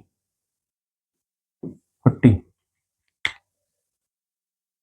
ठीक है, -4x + 40, यहाँ क्या है 4x, अरे यार 4x - 40 यहाँ भी, 4x - 40 यहाँ भी देखो, क्या बताऊँ मिस्टेक हो गया यहाँ, ये चीज़ है, चलो बताओ बस। अब इसको सॉल्व करो भैया, इसको सॉल्व करिए, by x - 7 is equal to the 4x - 40 by 13 minus x. चलो इसका एलसीएम ले लो, क्रॉस मल्टीप्लाई कर दो, -4x + 40 एक ब्रैकेट में हो गया, दूसरे ब्रैकेट में कितना होगा 13 minus x is equal to the, भाई देखिए एक्स की वैल्यू निकालते समय कभी भी एक चीज़ का ध्यान रखना, एक्स को इल्यूमिनेट ना करना, नहीं तो एक्स की वहाँ से एक वैल्यू गायब हो जाएगी। अगर एक्स की एक वैल्यू गायब हो जाएगी तो सिंगलटन सेट या वैल्यू निकालने में प्रॉब्लम होगी, सेटिस्फाइड नहीं करेगा, तो वैल्यू कैसे जानोगे कौन सी वैल्यू क्या आ रही है। इसलिए कभी भी जब आप वैल्यू निकालो कहीं भी, चाहे एक्स की वैल्यू, चाहे थीटा की वैल्यू, चाहे वाई की वैल्यू, कहीं जब इक्वेशन को सॉल्व करो तो वहाँ किसी को इल्यूमिनेट मत किया करो कि एक्स जीरो खत्म हो गया, एक्स जीरो में खत्म हो गया, उसकी एक वैल्यू वहीं पर खत्म हो जाती है, ठीक है। तो चलो यहाँ देखो, यहाँ क्या कॉमन है, 4x - 10 कॉमन ले लो, 4x - 10 कॉमन ले लो, तो यहाँ -4 है, तो यहाँ माइनस का 13 आएगा, प्लस का x हो जाएगा। देखो भैया -4x - मैंने 10 कॉमन लिया ना, 4x - 10 कॉमन लिया क्योंकि 4x - 40 है यहाँ, तो 4x - 40 यहाँ भी कॉमन ले लेता हूँ, 4x - 40 4x - 40 दोनों जगह कॉमन है, माइनस को एडजस्ट कर लिया इधर, और इसको इधर लाएंगे -x माइनस इधर, तो क्या हो जाएगा +7, ये हो जाएगा, ठीक है। इधर लाएंगे तो माइनस हो जाएगा प्लस, ठीक है। चलो इसको सॉल्व करो, x से x तो कट गया, कितना आया 4x - 40, यहाँ पर कितना आया x से x गायब हो गया, तो कितना आ गया -6 दिस इज इक्वल टू 0, -6 0 में नंबर है, न्यूमेरिकल वैल्यू है, तो गायब हो जाएगा, this is equal to the 40, x equal to कितना आ गया भैया, x इक्वल टू कहोगे सर x इक्वल टू 10 आ गया, x इक्वल टू 10, अगर x इक्वल टू 10 आया है तो कैसा सेट है, सिंगलटन सेट है, तो t हमारा कितना आ गया, दैट इज t जो आया है इसका सोल्यूशन एक आया है सिंगलटन सेट, और सिंगलटन सेट में वो क्या आया है 10, x की वैल्यू क्या आई भैया 10, this means that it is the singleton set, ठीक है, सिंगलटन सेट है, x की वैल्यू 10 है। अब क्या पूछ रहा था, T is empty set, T is empty set, no no no, T is not empty set, no, T is not empty set, student T is not empty set, T हमारा empty set नहीं है, ठीक भैया, T empty set नहीं है, यही इसका justify answer हो गया, ठीक, कर लेंगे ना भैया, कर लेंगे। चलिए नेक्स्ट क्वेश्चन पर, ठीक है, ये भी चेक हो गया टी इम्पटी सेट है कि नहीं है, टी तो एक सिंगलटन सेट है भैया, इम्पटी सेट कहाँ से होगा। चलिए नेक्स्ट, ये देखिए डोमेन रेंज बताना है 34 find the range of the function, इसका रेंज बताना है, चलो आओ करते हैं भैया इसका रेंज, ये f of x equal to क्या दिया है, f of x equal to दिया है 2 - 3x, और यहाँ दिया है x belong real number, but x condition दिया है x 0 से बड़ा। अच्छा बताओ भैया इसका रेंज अगर पूछा है डोमेन क्या होगा, बताओ आप बताओ इसका डोमेन क्या होगा, डोमेन तो पूछा नहीं लेकिन बताओ डोमेन क्या होगा। अरे भगवान, कहोगे बड़ी सोच में पड़ गए सर, डोमेन कैसे निकालें, बहुत कंफ्यूजन हो गया बहुत बच्चों को, इनमें से बहुत लोगों को कंफ्यूजन हो गया होगा, अगर कंफ्यूजन हो गया है तो कंफ्यूजन नहीं होना चाहिए, अगर कंफ्यूजन नहीं है जान लीजिए बहुत अच्छा, excellent, your performance is very excellent students, yes. अगर नहीं है तो क्या कहोगे सर क्या है डोमेन, डोमेन तो यहाँ दिया है भैया, ये देखो डोमेन यहाँ दिया है, एक्स की वैल्यू डोमेन है ना, एक्स इज डोमेन, तो डोमेन दिया है, domain is the real number greater than 0, domain real number है बट 0 से ग्रेटर इन्फिनिटी तक डोमेन दिया है, कोई दिक्कत नहीं, कंफ्यूजन ना, नो नो। चलिए अच्छा एक चीज बताओ भैया, ये डोमेन तो ये पता चल गया, रेंज कैसे निकाले, range is the value of y, इसको सपोज कर लो वाई इक्वल है, this is consider as y, तो y is equal to the कितना आ जाएगा, let y is equal to the f of x, तो y f of x equal आ जाएगा, तो y is equal to the कितना आ जाएगा वाई -3x। अब वाई के बारे में हम सोचेंगे, वाई के बारे में हम डिस्कस करेंगे भैया, डोमेन तो हमारा पता है एक्स ग्रेटर देन 0, तो वाई के बारे में पता चलेगा यहाँ से, तो यहाँ से वाई वैल्यू एक्स की वैल्यू निकालो इन टर्म ऑफ वाई, तो कितना आया 2 - y, तो this implies that x is equal to the x become 2 - y/3, but क्या, बट वही बट क्या, बट वही बट क्या, वही क्या, वही जो दिया है, बट यहाँ लिखिए but x greater than 0, x greater than 0 है। डोमेन के लिए भी हर every all value of x, domain के लिए ही तो रेंज हमारा डिफाइंड होता है ना, हर ऑल वैल्यू ऑफ x। तो यहाँ ये 0 है तो x की वैल्यू रख दो, ये कितना है 2 - y बाई 3 ग्रेटर देन 0, तो 3 0 में खत्म हो जाएगा, तो y - 2 ग्रेटर देन 0 हो गया। ठीक है, तो यहाँ से आ गया -y ग्रेटर देन -2 आ गया, तो यहाँ माइनस से मल्टीप्लाई कर दो, इनइक्वालिटी हमारी रिवर्स हो जाएगी, तो y की वैल्यू क्या आ गई 2 से छोटी, 2 से छोटी। इसका मतलब जो हमारा रेंज आ गया वो रेंज क्या आ गया, therefore range of the function is 2। 2 से कहाँ तक, 2 से कहाँ तक, 2 से 1 0 -1 -2 -3 -4 अप टू इन्फिनिटी, मतलब इन्फिनिटी की तरफ जाएगा, क्योंकि 2 से छोटी, 2 से छोटी कहाँ तक, इन्फिनिटी तक, माइनस में इन्फिनिटी तक, तो ये आ जाएगा माइनस का infinity. Students open interval, this is the range, यही आपका आंसर होगा भैया, this is the ever answer, minus infinity. Students any doubt students, yes ठीक है, चेक कर लीजिए,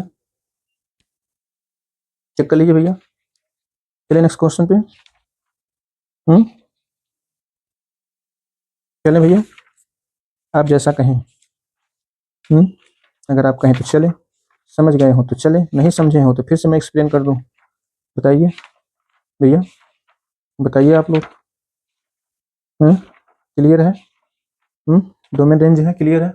ठीक है, यहाँ देखिए 2 - 3x है, यहाँ x आ गया, x की वैल्यू मैंने निकाल लिया, इधर आ गया ये 2 - y बाई 3 हो गया, तो यहाँ से ये आ गया x ग्रेटर देन 0, ये दिया है तो यहाँ मैंने वैल्यू पुट कर दिया, y ग्रेटर देन तो यहाँ हो गया लेस देन, माइनस से मल्टीप्लाई किया, रिवर्स हो गया।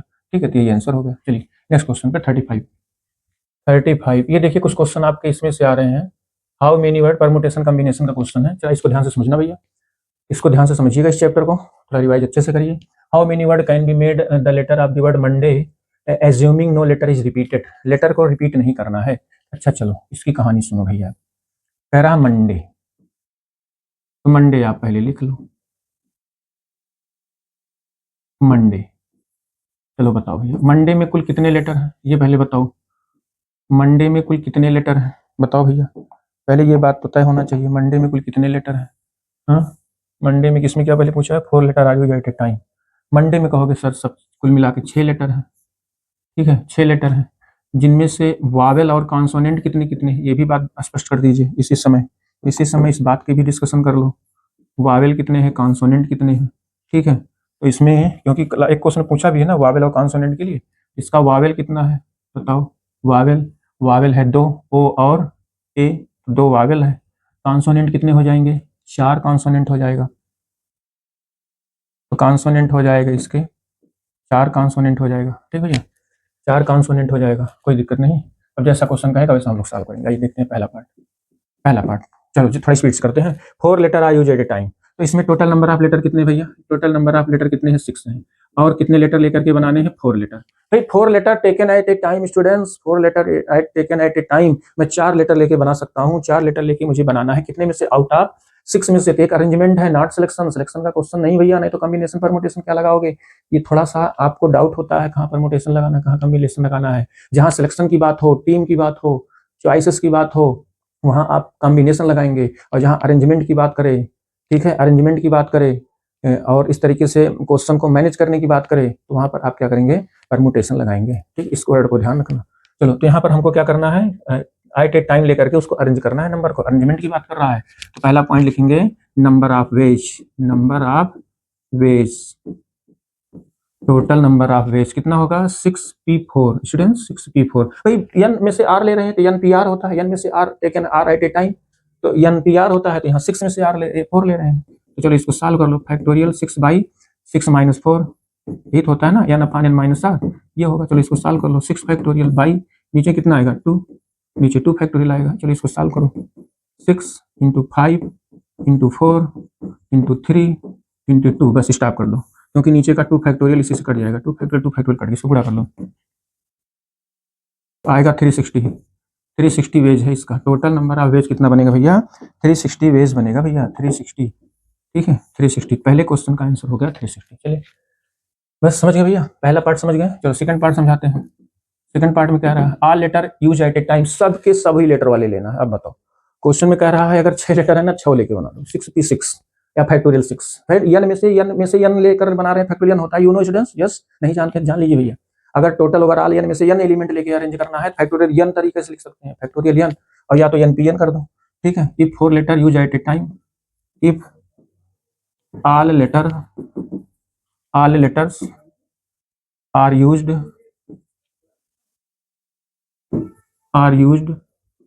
at a time, then total number of ways,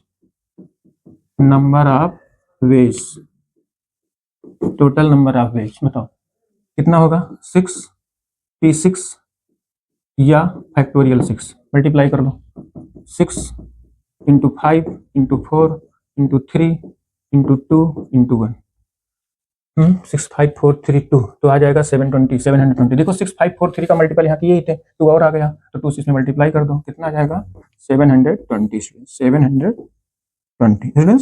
720, ठीक भैया, कितना आ जाएगा 720। यस स्टूडेंट्स, आ गया। चलिए थर्ड वाला देखते हैं। थर्ड में क्या कह रहा है भैया, थर्ड बहुत इंपॉर्टेंट है, थर्ड मेन है, थर्ड वाला देख लो, समझ लो। थर्ड में कह रहा है all letter are used at a time but first letter is a vowel. यहाँ देखो इसको, ऑल लेटर सभी लेटर लेके बनाना है, लेकिन पहला लेटर क्या हो, वावेल हो। चलो टोटल नंबर ऑफ बॉक्स कितने हैं, 5 6, 1 2 3 4 5 6, क्योंकि 6 लेटर है ना, 6 लेके बनाना है, 6 लेके बनाना है। ध्यान समझना मेरी बात, ध्यान से समझना मेरी बात। 6 लेटर है, 6 लेटर कह रहा है कि all letter are used at a time but first letter is vowel, लेकिन पहला लेटर हमारा वावेल हो। इसका मतलब इस प्लेस पर हम 2 तरीके से भर सकते हैं, या तो ए भर सकते हैं या तो ओ भर सकते हैं। भाई वावेलवा तो 2 ये है, वावेलवा तो 2 ये है ना, ए और ओ, इसलिए मैंने पहले एक्सप्लेन कर लिया, वावेल 2 है तो 2 है तो 2 इसको या तो ओ या तो ऐसे ही भर सकते हैं। इसको फिल करने के कुल कितने चांसेस हैं भैया, इसको फिल करने के जो चांसेस है हमारे, वो टोटल जो वेज हैं to fill this place is 2, ठीक है, फैक्टर 2 वेज है। इसका मतलब इसको मैं लिखूंगा 2 तरीके से मैं इसको फिल कर सकता हूँ, ठीक है, पहले प्लेस को इसको 2 तरीके से फिल कर सकता हूँ। अच्छा एक चीज अब यहाँ बताओ, इसको कितने तरीके से फिल कर सकता हूँ भाई, देखो लेना तो एक का है भाई, 2 तरीका है। अब रिमेनिंग कितने बचे, मैंने एक फिल कर लिया, 6 थे, एक फिल कर लिया, एक फिल कर लिया ना। अब बताओ अगर एक फिल कर लिया कितने रिमेनिंग लेटर बचे, 5 लेटर। अब इसमें मैं कितने तरीके से भर सकता हूँ, 5 वेज से भर सकता हूँ। इसमें मैं 5 तरीके से भर सकता हूँ। ये तो इसका मतलब यहाँ कितने तरीके से हो सकता है, 5, और यहाँ कितने तरीके से हो सकता है 4, यहाँ कितने तरीके से हो सकता है 3, यहाँ कितने। भाई रिपीट आपको क्या रहा, रिपीटेशन इज नॉट अलाउड ना, रिपीट तो करना नहीं है। जो एक बार ले लिया दोबारा लेना नहीं है भाई, एक बार जो ले लिया नंबर दोबारा लेटर लेने नहीं है, तो कम होता चला जाएगा, कम होता चला जाएगा। तो 4 यहाँ कितना आ जाएगा, 2 आ जाएगा। यहाँ कितना तरीका, लास्ट में एक बचेगा, एक। तो by FPC fundamental principle of counting, by FPC fundamental principle of counting कितना हो जाएगा, नंबर ऑफ वेज। बताओ इसको हम 2 तरीके से भर सकते हैं भाई, 2 तरीके से इसको फिर सकते हैं, या तो ए या तो ओ, या तो ए या तो ओ, तो 2 से मल्टीप्लाई कर लेंगे सब में, 5 इंटू 4 इंटू 3 इंटू 2 इंटू 1, ठीक है। चलो मल्टीप्लाई कर लो, 120, तो 120 का 2 से मल्टीप्लाई करोगे तो कितना आ जाएगा, 240 स्टूडेंट्स। तो आंसर कितना आ जाएगा, 240 is the answer of this question students. Yes clear है भैया, क्लियर है या नहीं भैया, समझ गए मेरी बात, क्योंकि रिपीटेशन इज नॉट अलाउ कहा है। अगर रिपीटेशन अलाउड करता तो मैं सारा नंबर फिर ले सकता था, 6 6 6 6 6 इंटू 6 इंटू 6 इंटू 6 जितने बॉक्स हैं सब में 6 तरीके से ले सकता था, सारा नंबर रिपीट कर सकता। लेकिन digit is not repetition, repetition allow, repetition not allow, इसी टाइप का क्वेश्चन आपके एग्जाम में आता है स्टूडेंट्स। या तो रिपीटेशन अलाउ कहेगा या तो नॉट अलाउ कहेगा, नॉट अलाउ कहेगा मत लेना, अलाउ कहेगा फिर वही नंबर ले सकते हैं। चलिए बस भैया इतना हो गया, इसके साथ ले लो, इसको दोबारा रिवाइज कर लेना, प्रैक्टिस कर लेना, इस टाइप के 2-4 क्वेश्चन और लगा लीजिएगा, जितना हो सके उतना पढ़ डालो भैया। सब कंपटीशन बेस्ड क्वेश्चन भी है, कंपटीशन में भी बहुत हेल्प होगा आपको, बहुत हेल्पफुल है। चलो 36 देखो, how many 4 digit number can be made. चलो ये क्वेश्चन और आ गया, how many 4 digit number, 4 digit के नंबर आपको बनाना है, 4 डिजिट का number can be made from the using the letter 1 to 9, 1 से 9 तक का लेटर लेना है। अच्छा ये बताओ भैया 1 से 9 तक कुल कितने लेटर होंगे, 1 से 9 तक का कुल कितने लेटर होंगे, total number of digit from 1 to 9 is 9। 1 से लेकर के 9 तक का जो लेटर होगा, डिजिट होगा, वो 9 डिजिट होगा।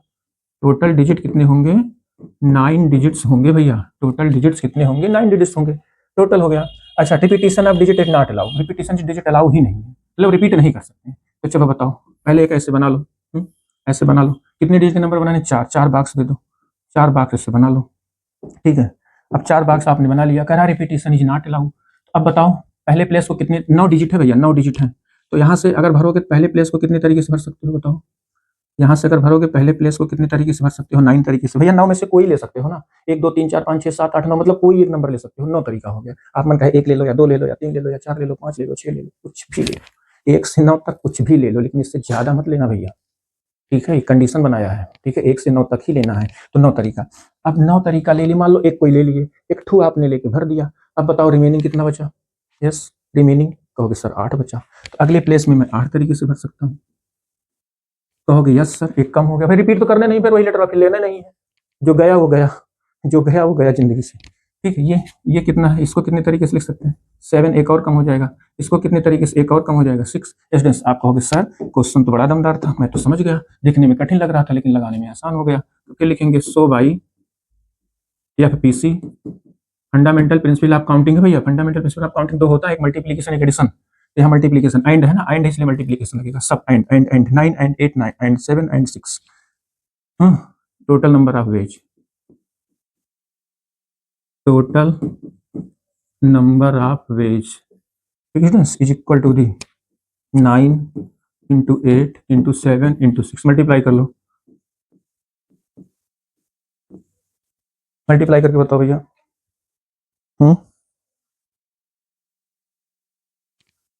आ जाएगा इसका 30 24 स्टूडेंट्स, 30 24, ये स्टूडेंट्स यही इसका आंसर आ जाएगा भैया, चेक कर लीजिएगा आप मल्टीप्लाई करके, ठीक है, मल्टीप्लाई करके आप चेक कर लीजिएगा भैया। स्टूडेंट्स कहोगे जी सर कर लेंगे, जी सर कर लेंगे, यस सर हो गया। ठीक, इस तरीके से रिपीटेशन चलाओ, नॉट रिपीटेशन चलाओ, रिपीटेशन नॉट अलाउ, दोनों केस को ध्यान में रख करके क्वेश्चन करिएगा भैया। चलिए नेक्स्ट क्वेश्चन पे, सीधा नेक्स्ट क्वेश्चन, क्वेश्चन नंबर 37। ये देखिए किसका का है क्वेश्चन है, ये तो आपका कोनिक सेक्शन का है। चलो एक क्वेश्चन कोनिक सेक्शन का भी एक क्वेश्चन मैंने ले लिया, ठीक है, कोनिक सेक्शन था, find the coordinate of the foci vertices, length of transversal axis, conjugate axis, lattice rectum and eccentricity of the conic represented by this.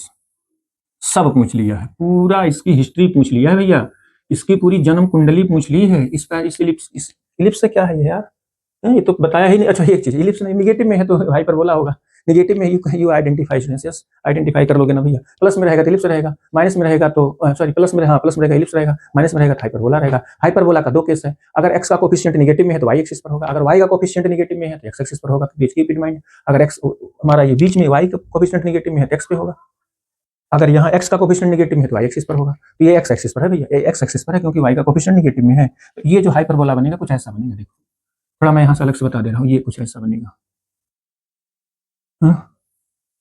ये कुछ ऐसा बनेगा,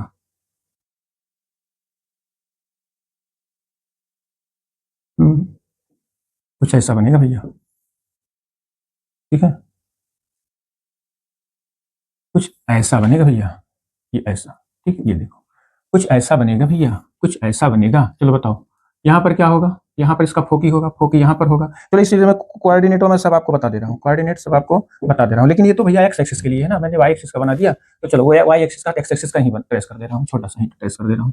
देखो एक्स एक्सिस वाला ऐसे बनेगा, एक्स एक्सिस का, एक्स एक्सिस का ऐसे बनेगा, ठीक है, ऐसे बनेगा, इसका ऐसे बनेगा, ठीक है, तो एक यहाँ होगा, फोकी यहाँ होगा, फोकी यहाँ होगा, तो इसका plus minus c comma zero होगा, plus minus c comma zero होगा, ठीक भैया, plus minus c comma zero होगा, और इसका क्या होगा, वर्टेक्स कितना होगा, plus minus c comma zero होगा, ठीक है। तो ऐसे इसके एक 1 बाई 1 निकाल ले, length of major axis minus transversal axis, और क्या पूछ रहा है, ट्रांसवर्सल एक्सिस और कॉन्जुगेट एक्सिस, ट्रांसवर्सल एक्सिस 2 ये होता है, ठीक है, और कॉन्जुगेट एक्सिस 2 भी होता है, ठीक है। चलो देखता हूँ क्वेश्चन, देखता हूँ क्वेश्चन देख लेते हैं भैया हम लोग, ठीक है। चलो देखो सबसे पहले इसको स्टैंडर्ड फॉर्म में बना लो, देखो मैं इसको बताने चल रहा हूँ, आप ध्यान से समझना, एक क्वेश्चन इस टाइप का प्रैक्टिस कर लो भैया, 16x square minus 9y square is equal to the 144 है, तो पहले स्टैंडर्ड फॉर्म में बना लो, एक्स स्क्वायर बाई 16 बाई 144 से डिवाइड कर दो, 144 minus 9y square by 144 is equal to the 1, क्योंकि इसका जो स्टैंडर्ड फॉर्म होता है यही होता है ना, x square by 9 minus y square by 16 is equal to the 1, तो ये अब आपका बन गया स्टैंडर्ड फॉर्म में, x square by a square minus y square by b square is equal to the 1, ये बन गया आपका इसका स्टैंडर्ड फॉर्म, ठीक है। अगर ये स्टैंडर्ड फॉर्म बन गया तो कंपेयर कर लो ए और बी की वैल्यू भैया, तो यहाँ से a square is equal to the कितना आएगा, a square is equal to the 9, a is equal to the कितना आ गया 3, कहोगे जी सर ए की वैल्यू आ गया। चलो बी स्क्वायर कंपेयर कर लो, b square is equal to the कितना 16 है, तो b is equal to the कितना आ जाएगा 4 आ जाएगा भैया, ए और बी की वैल्यू आ गया, ठीक है। चलिए 1 बाई 1 हम लोग सॉल्व कर लेते हैं, ठीक है। पहले में क्या पूछ रखा था, फोकी, ठीक है, फोकी पूछ रखा था। चलो पहले सी निकाल लो, लिखोगे वी नो दैट, क्या लिखोगे भैया, कहोगे सर वी नो दैट, हम जानते हैं, since we know that c square is equal to the a square plus b square, ये हम रिलेशन जानते हैं, ठीक है, ये एक रिलेशन जानते हैं, इसको आप याद कर लो, c square equal to a square plus b square से, तो सी निकाल लो क्योंकि इसका कोऑर्डिनेट यही होता है ना, सी प्लस माइनस में होता है ना, प्लस माइनस में होता है ना, plus minus c comma zero, x axis के लिए प्लस माइनस सी कामा, तो सी पहले निकालना पड़ेगा, तो c square is equal to the a square, a कितना है, ए है आपका 9 ए स्क्वायर और यहाँ 16 मतलब 5 आएगा, तो सी इक्वल टू कितना आ गया 5, सी इक्वल टू आ गया 5, ठीक भैया। चलो पहला पॉइंट बताओ, पहला पॉइंट में मैं अब पॉइंट आउट करूंगा भैया, 1 बाई 1 पॉइंट आउट करूंगा। पहला पॉइंट में पूछा क्या, फोकी, फोकी, इसका फोकी क्या होगा, फोकी होता है plus minus c comma zero, plus minus c comma zero, ये एक्स एक्सिस के लिए है, ठीक है। Parabola ellipse, ellipse hyperbola lie on the y axis, hyperbola lie on the y axis, अगर इलिप्स रहेगा बीच में प्लस रहेगा, इसको ध्यान रखना। इसके पहले मैंने क्या बताया था उसको ध्यान देना, इसके पहले मैं शायद ही बताया था इलिप्स में क्या होता है प्लस होता है, और एक एक्स एक्सिस के लिए वाई एक्सिस के लिए होता है, और जब हाइपरबोला की बात करेगा, पैराबोला तो अलग अलग होता है, y square equal to 4x, y square equal to minus 4x, right hand parabola, left hand parabola, upward parabola, downward parabola, ठीक है, ये चार होता है। लेकिन जो इलिप्स की बात करता है, इलिप्स के दो टाइप होते हैं, एक्स एक्सिस, वाई एक्सिस, ठीक है, a is greater than b, b is less than, ठीक, एक कंडीशन ही होता है। और जो हाइपरबोला बनता है, हाइपरबोला के दो केस होता है, एक हाइपरबोला आपका बनता है एक्स एक्सिस पर, एक वाई एक्सिस पर बनता है, ठीक है, एक एक्स एक्सिस पर, एक वाई, तो एक्स एक्सिस वाला है ये, plus minus c comma zero, plus minus सी, सी की वैल्यू कितनी है 5, तो प्लस माइनस 5 कामा जीरो, ये हमारा पहला आंसर आ गया, ठीक भैया। चलो दूसरा पॉइंट देखो, दूसरा पॉइंट देखिए, ठीक भैया, दूसरा पॉइंट क्या है, दूसरे पॉइंट में वर्टिसेस पूछा है, तो चलो वर्टिसेस बताओ, वर्टिसेस कितना होता है, प्लस माइनस ए कामा जीरो, इसका वर्टिसेस ए की वैल्यू कितनी आई 3, तो प्लस माइनस 3 कामा जीरो ये होगा, ठीक भैया, plus minus 3 comma zero, yes. चलिए थर्ड देखिए, थर्ड में क्या कह रहा है, थर्ड में क्या कह रहा है, लेंथ ऑफ ट्रांसवर्सल एक्सिस, तो ट्रांसवर्सल एक्सिस का लेंथ बता दो, तो लेंथ ऑफ ट्रांसवर्सल एक्सिस ये कितना होता है 2a, length of transverse 2a, तो 2 इंटू ये कितना है 3, तो कितना आ गया 6 आ गया। चौथे में कह रहा है length of conjugate axis, length of conjugate axis 2b होता है, तो 2 इंटू बी 4 है, तो कितना आ गया 8 आ गया, ये सब याद रखना भैया फार्मूला। पांचवा पॉइंट, पांचवा क्या पूछ रहा है, कॉन्जुगेट हो गया, लैटस रेक्टम एंड एसेंट्रिसिटी, दो चीज और पूछा, लैटस रेक्टम, तो latus rectum, length of latus rectum equal to होता है 2b square by a, 2b square by a, ठीक भैया, 2b square by A, value रख दो, 2b स्क्वायर हमने कितना निकाला था 16, बी यहाँ 16 by 2 by 2, 2b square, b square 16 है बाई ए, तो ये 2 कट गया, कितना आ गया 16 आ गया, 16 आ गया, ठीक भैया, 16 आ गया स्टूडेंट्स। तो यहाँ पर 3 है भैया, ये 3 है, तो यहाँ पर थोड़ा जल्दी में किया, गलत हो गया, तो यह 32 बाई कितना आ गया 32 बाई 3, तो इसका आंसर आ गया 32 बाई 3। चलो अगला बताओ, लास्ट बताओ, छठा इसेंट्रिसिटी, तो सी इक्वल टू आपने निकाला है, सी इक्वल टू क्या होता है ए, और सी की वैल्यू आपने कितना निकाला है, सी इक्वल टू ए, तो सी की वैल्यू आपने क्या निकाला भैया, सी की वैल्यू आपने 5 निकाला है, ए की वैल्यू कितनी है अभी अभी मैंने रखा है 3, और ई हो गया, तो e is equal to the कितना आ गया, e is equal to the आ गया 5/3, इक्वल टू 5/3, ये इसका आंसर है, इसेंट्रिसिटी आ गया, ठीक भैया, ये इसेंट्रिसिटी आ गया। चलो देख लो, ये देखो पूरा कंप्लीट क्वेश्चन मिला लीजिए भैया, अपना आंसर मिला लीजिए, आपने जो अपनी प्रिपरेशन की है ना भैया, उससे भी मिलाओ भैया, आपका कितना कहाँ तक सही जा रहा है, ये तो आपको मिलाने पड़ेगा ना भैया, ऐसे थोड़ी काम चलेगा। आपने जो तैयारी किया है वो और इससे आप मिलाइए, देखिए आपका आंसर इस आंसर से क्या अंतर है, आपका आंसर कितना आ रहा है, कितना कहाँ तक आपका सही, कॉन्फिडेंस लेवल आप अपना बनाइए, कॉन्फिडेंस लेवल बनाइए, कितने क्वेश्चन आपके सही जा रहे हैं, कितने गलत आ जा रहे हैं, कौन सा चैप्टर पर कॉन्फिडेंस ज्यादा है, किस पे कम कॉन्फिडेंस है, ठीक है। चलो नेक्स्ट क्वेश्चन, सब निकल गया। चलिए ये देखो टेक्नोमेट्री का क्वेश्चन है भैया, टेक्नोमेट्री, इसको कितने लोग कर सकते हैं, छोड़ दें, कर लेंगे भैया, कर लेंगे कि लगा दें, चलो लगा दे रहा हूँ।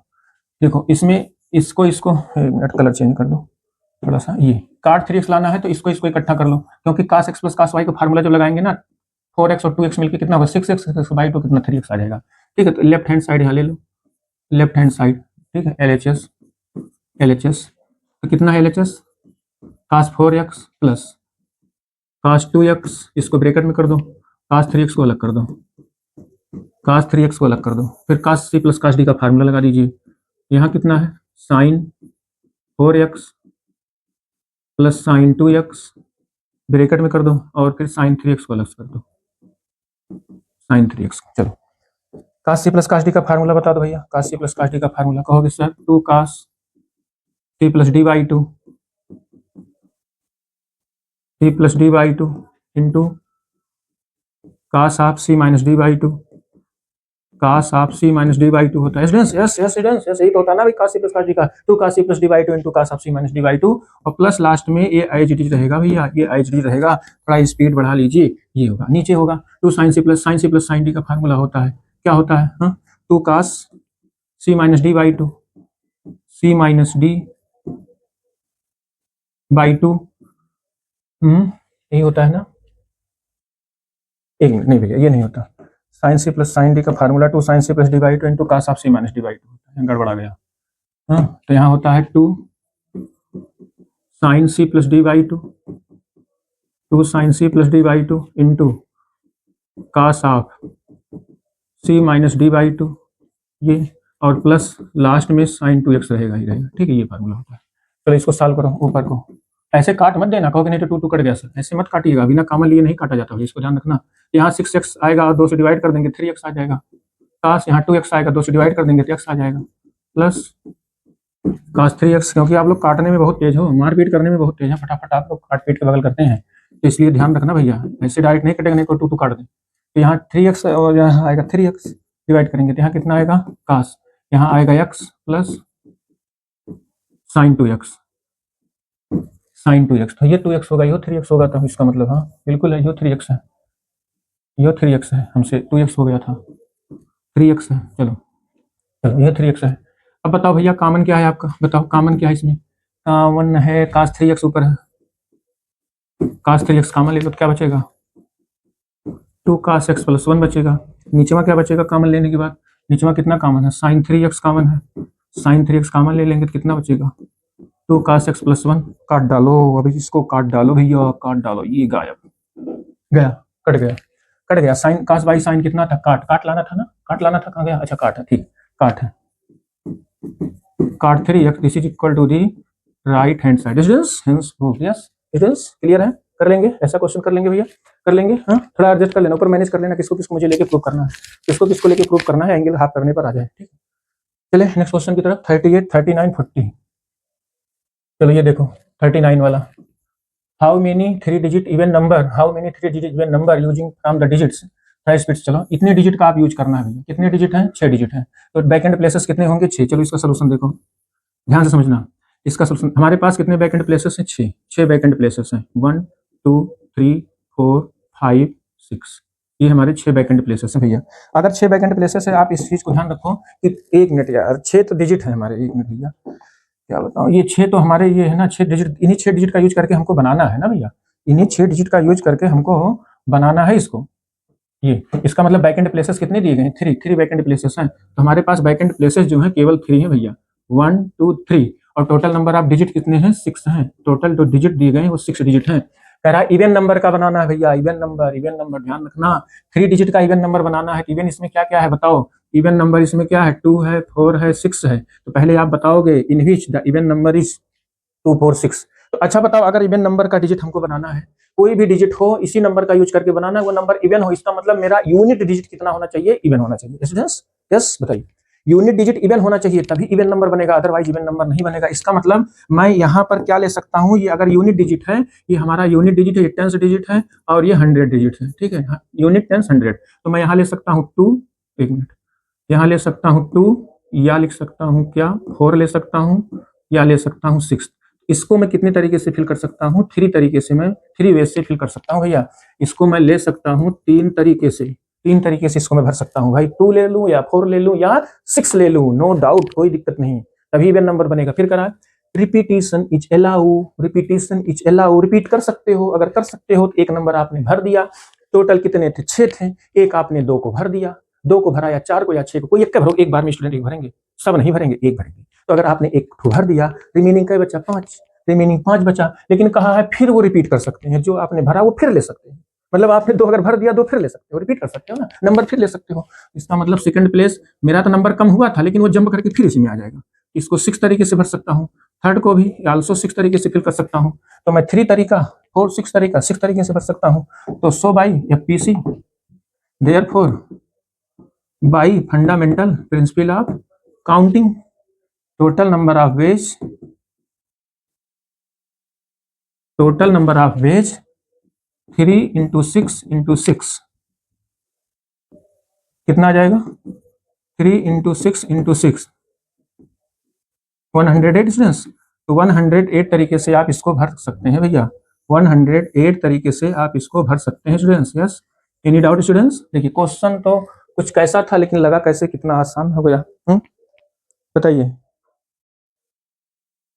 Any doubt students? 108 स्टूडेंट्स, 108 ठीक है। 39 के बाद 40 देख लेते हैं। क्वेश्चन नंबर 40 क्या कर रहा है? हाँ, ये तो किसका है? ये तो आपका है, प्लस है बीच में, तो कैसा है? इलिप्स का है। और इलिप्स का है किस एक्सिस पर बनेगा ये भी देख लेते हैं अभी इसके जनरल फॉर्म में चेंज करके। ठीक है, इसको जनरल फॉर्म में चेंज करके बाकी सब निकाल लेंगे। क्या क्या निकालना है? देखो, फोकी निकालना है, एक इसका भी रिवीजन प्रैक्टिस हो जाए, वर्टेक्स निकालना है, लेंथ ऑफ मेजर एक्सिस निकालना है, माइनर निकालना है, माइनर एक्सिस लाइटस रेक्टम निकालना है, और क्या निकालना है? इसेंट्रिसिटी निकालनी। इतनी बातें निकालनी, 6 पॉइंट निकालना है आपको। चलो सबसे पहले इसको स्टैंडर्ड फॉर्म बना लो भैया। तो यहाँ 36 से डिवाइड कर दो, मैं डायरेक्ट लिख दूँ, x² / 9 आएगा प्लस y² / 4 होगा इज इक्वल टू d1। ये आपका बन गया, इसका स्टैंडर्ड फॉर्म में बन गया भैया। अगर स्टैंडर्ड फॉर्म में बन गया then comparing with the equation of ellipse x² / a² plus y² / b² plus में इलिप्स का है। अब किस एक्सिस पर होगा? x एक्सिस पर, y एक्सिस पर, a ग्रेटर देन है कि b ग्रेटर देन, इसलिए बात बताएगा। 9 a इक्वल टू कितना आ गया? 3। ठीक है, b² is equal to 4, b is equal to कितना आ गया? 2। तो यहाँ a ग्रेटर देन b है, यहाँ लिखोगे a, therefore a greater then b, तो लाई on the x axis, lie on x axis, x axis. इसका मतलब इसका मेजर एक्सिस x एक्सिस पर है। ठीक भैया, इसका मेजर एक्सिस कहाँ पर है? x एक्सिस पर है। ठीक भैया, चलो इस कंडीशन को होल्ड करते हुए आप समझो यहाँ पे। चलो चलो देखो, अब एक एक पॉइंट लगा लो। चलो पहला पॉइंट देखो क्या पूछ रहा है। पहला पॉइंट क्या पूछ रहा है भैया? चलो मैं स्टार्ट करता हूँ यहाँ से। पहला पॉइंट पूछ रहा है फोकी। चलो पहले सी निकाल लो भैया। तो पहले आप सी निकाल लो, यहाँ पर लिखो वी नो दैट c²। देखो भैया, इसके पहले आपने अभी पढ़ा था इलिप्स में c² equal to a² plus b²। Students yes कहोगे जी सर, हमने पढ़ा था c² equal to a² plus b², c² equal to a² plus b²। Pythagoras theorem के जैसा यूज होता है कहाँ? हाइपरबोला में। Yes, c² equal to, c hypotenuse है, c² equal to a² plus b²। ऐसे याद करो, ऐसे याद करो तो नहीं भूलेगा। हाइपरबोला में hypotenuse square equal to base square plus perpendicular square. ठीक है, प्लस में होता है, पाइथागोरस थ्योरम के जैसा होता है, बस इतना keep it mention, c² equal to a² plus b²। But इसमें क्या होता है? माइनस में, बस यही चीज ध्यान रखो, इलिप्स में माइनस में c² is equal to a² minus b², बस यही इतना ध्यान रखना है। चलो c की वैल्यू यहाँ से निकाल लो, तो c² is equal to a कितना है? 9 है, 9 - 4 is equal to 5। C equal to कितना आ जाएगा? √5। चलो पहला पॉइंट बताओ, पहला पॉइंट क्या है? फोकी।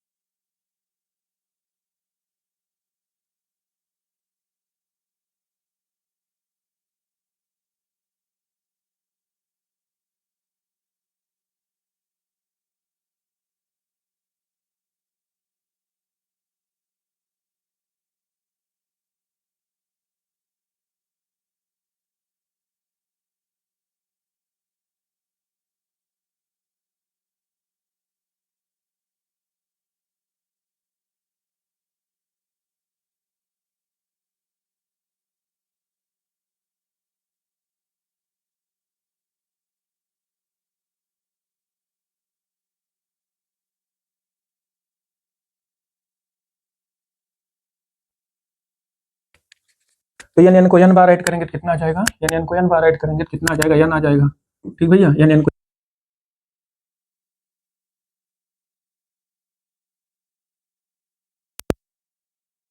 तो यहाँ कितना आ जाएगा 5/9। a की वैल्यू कितनी है, a की वैल्यू कितनी है 10 है, 10। तो r की वैल्यू कितनी है 10 पावर n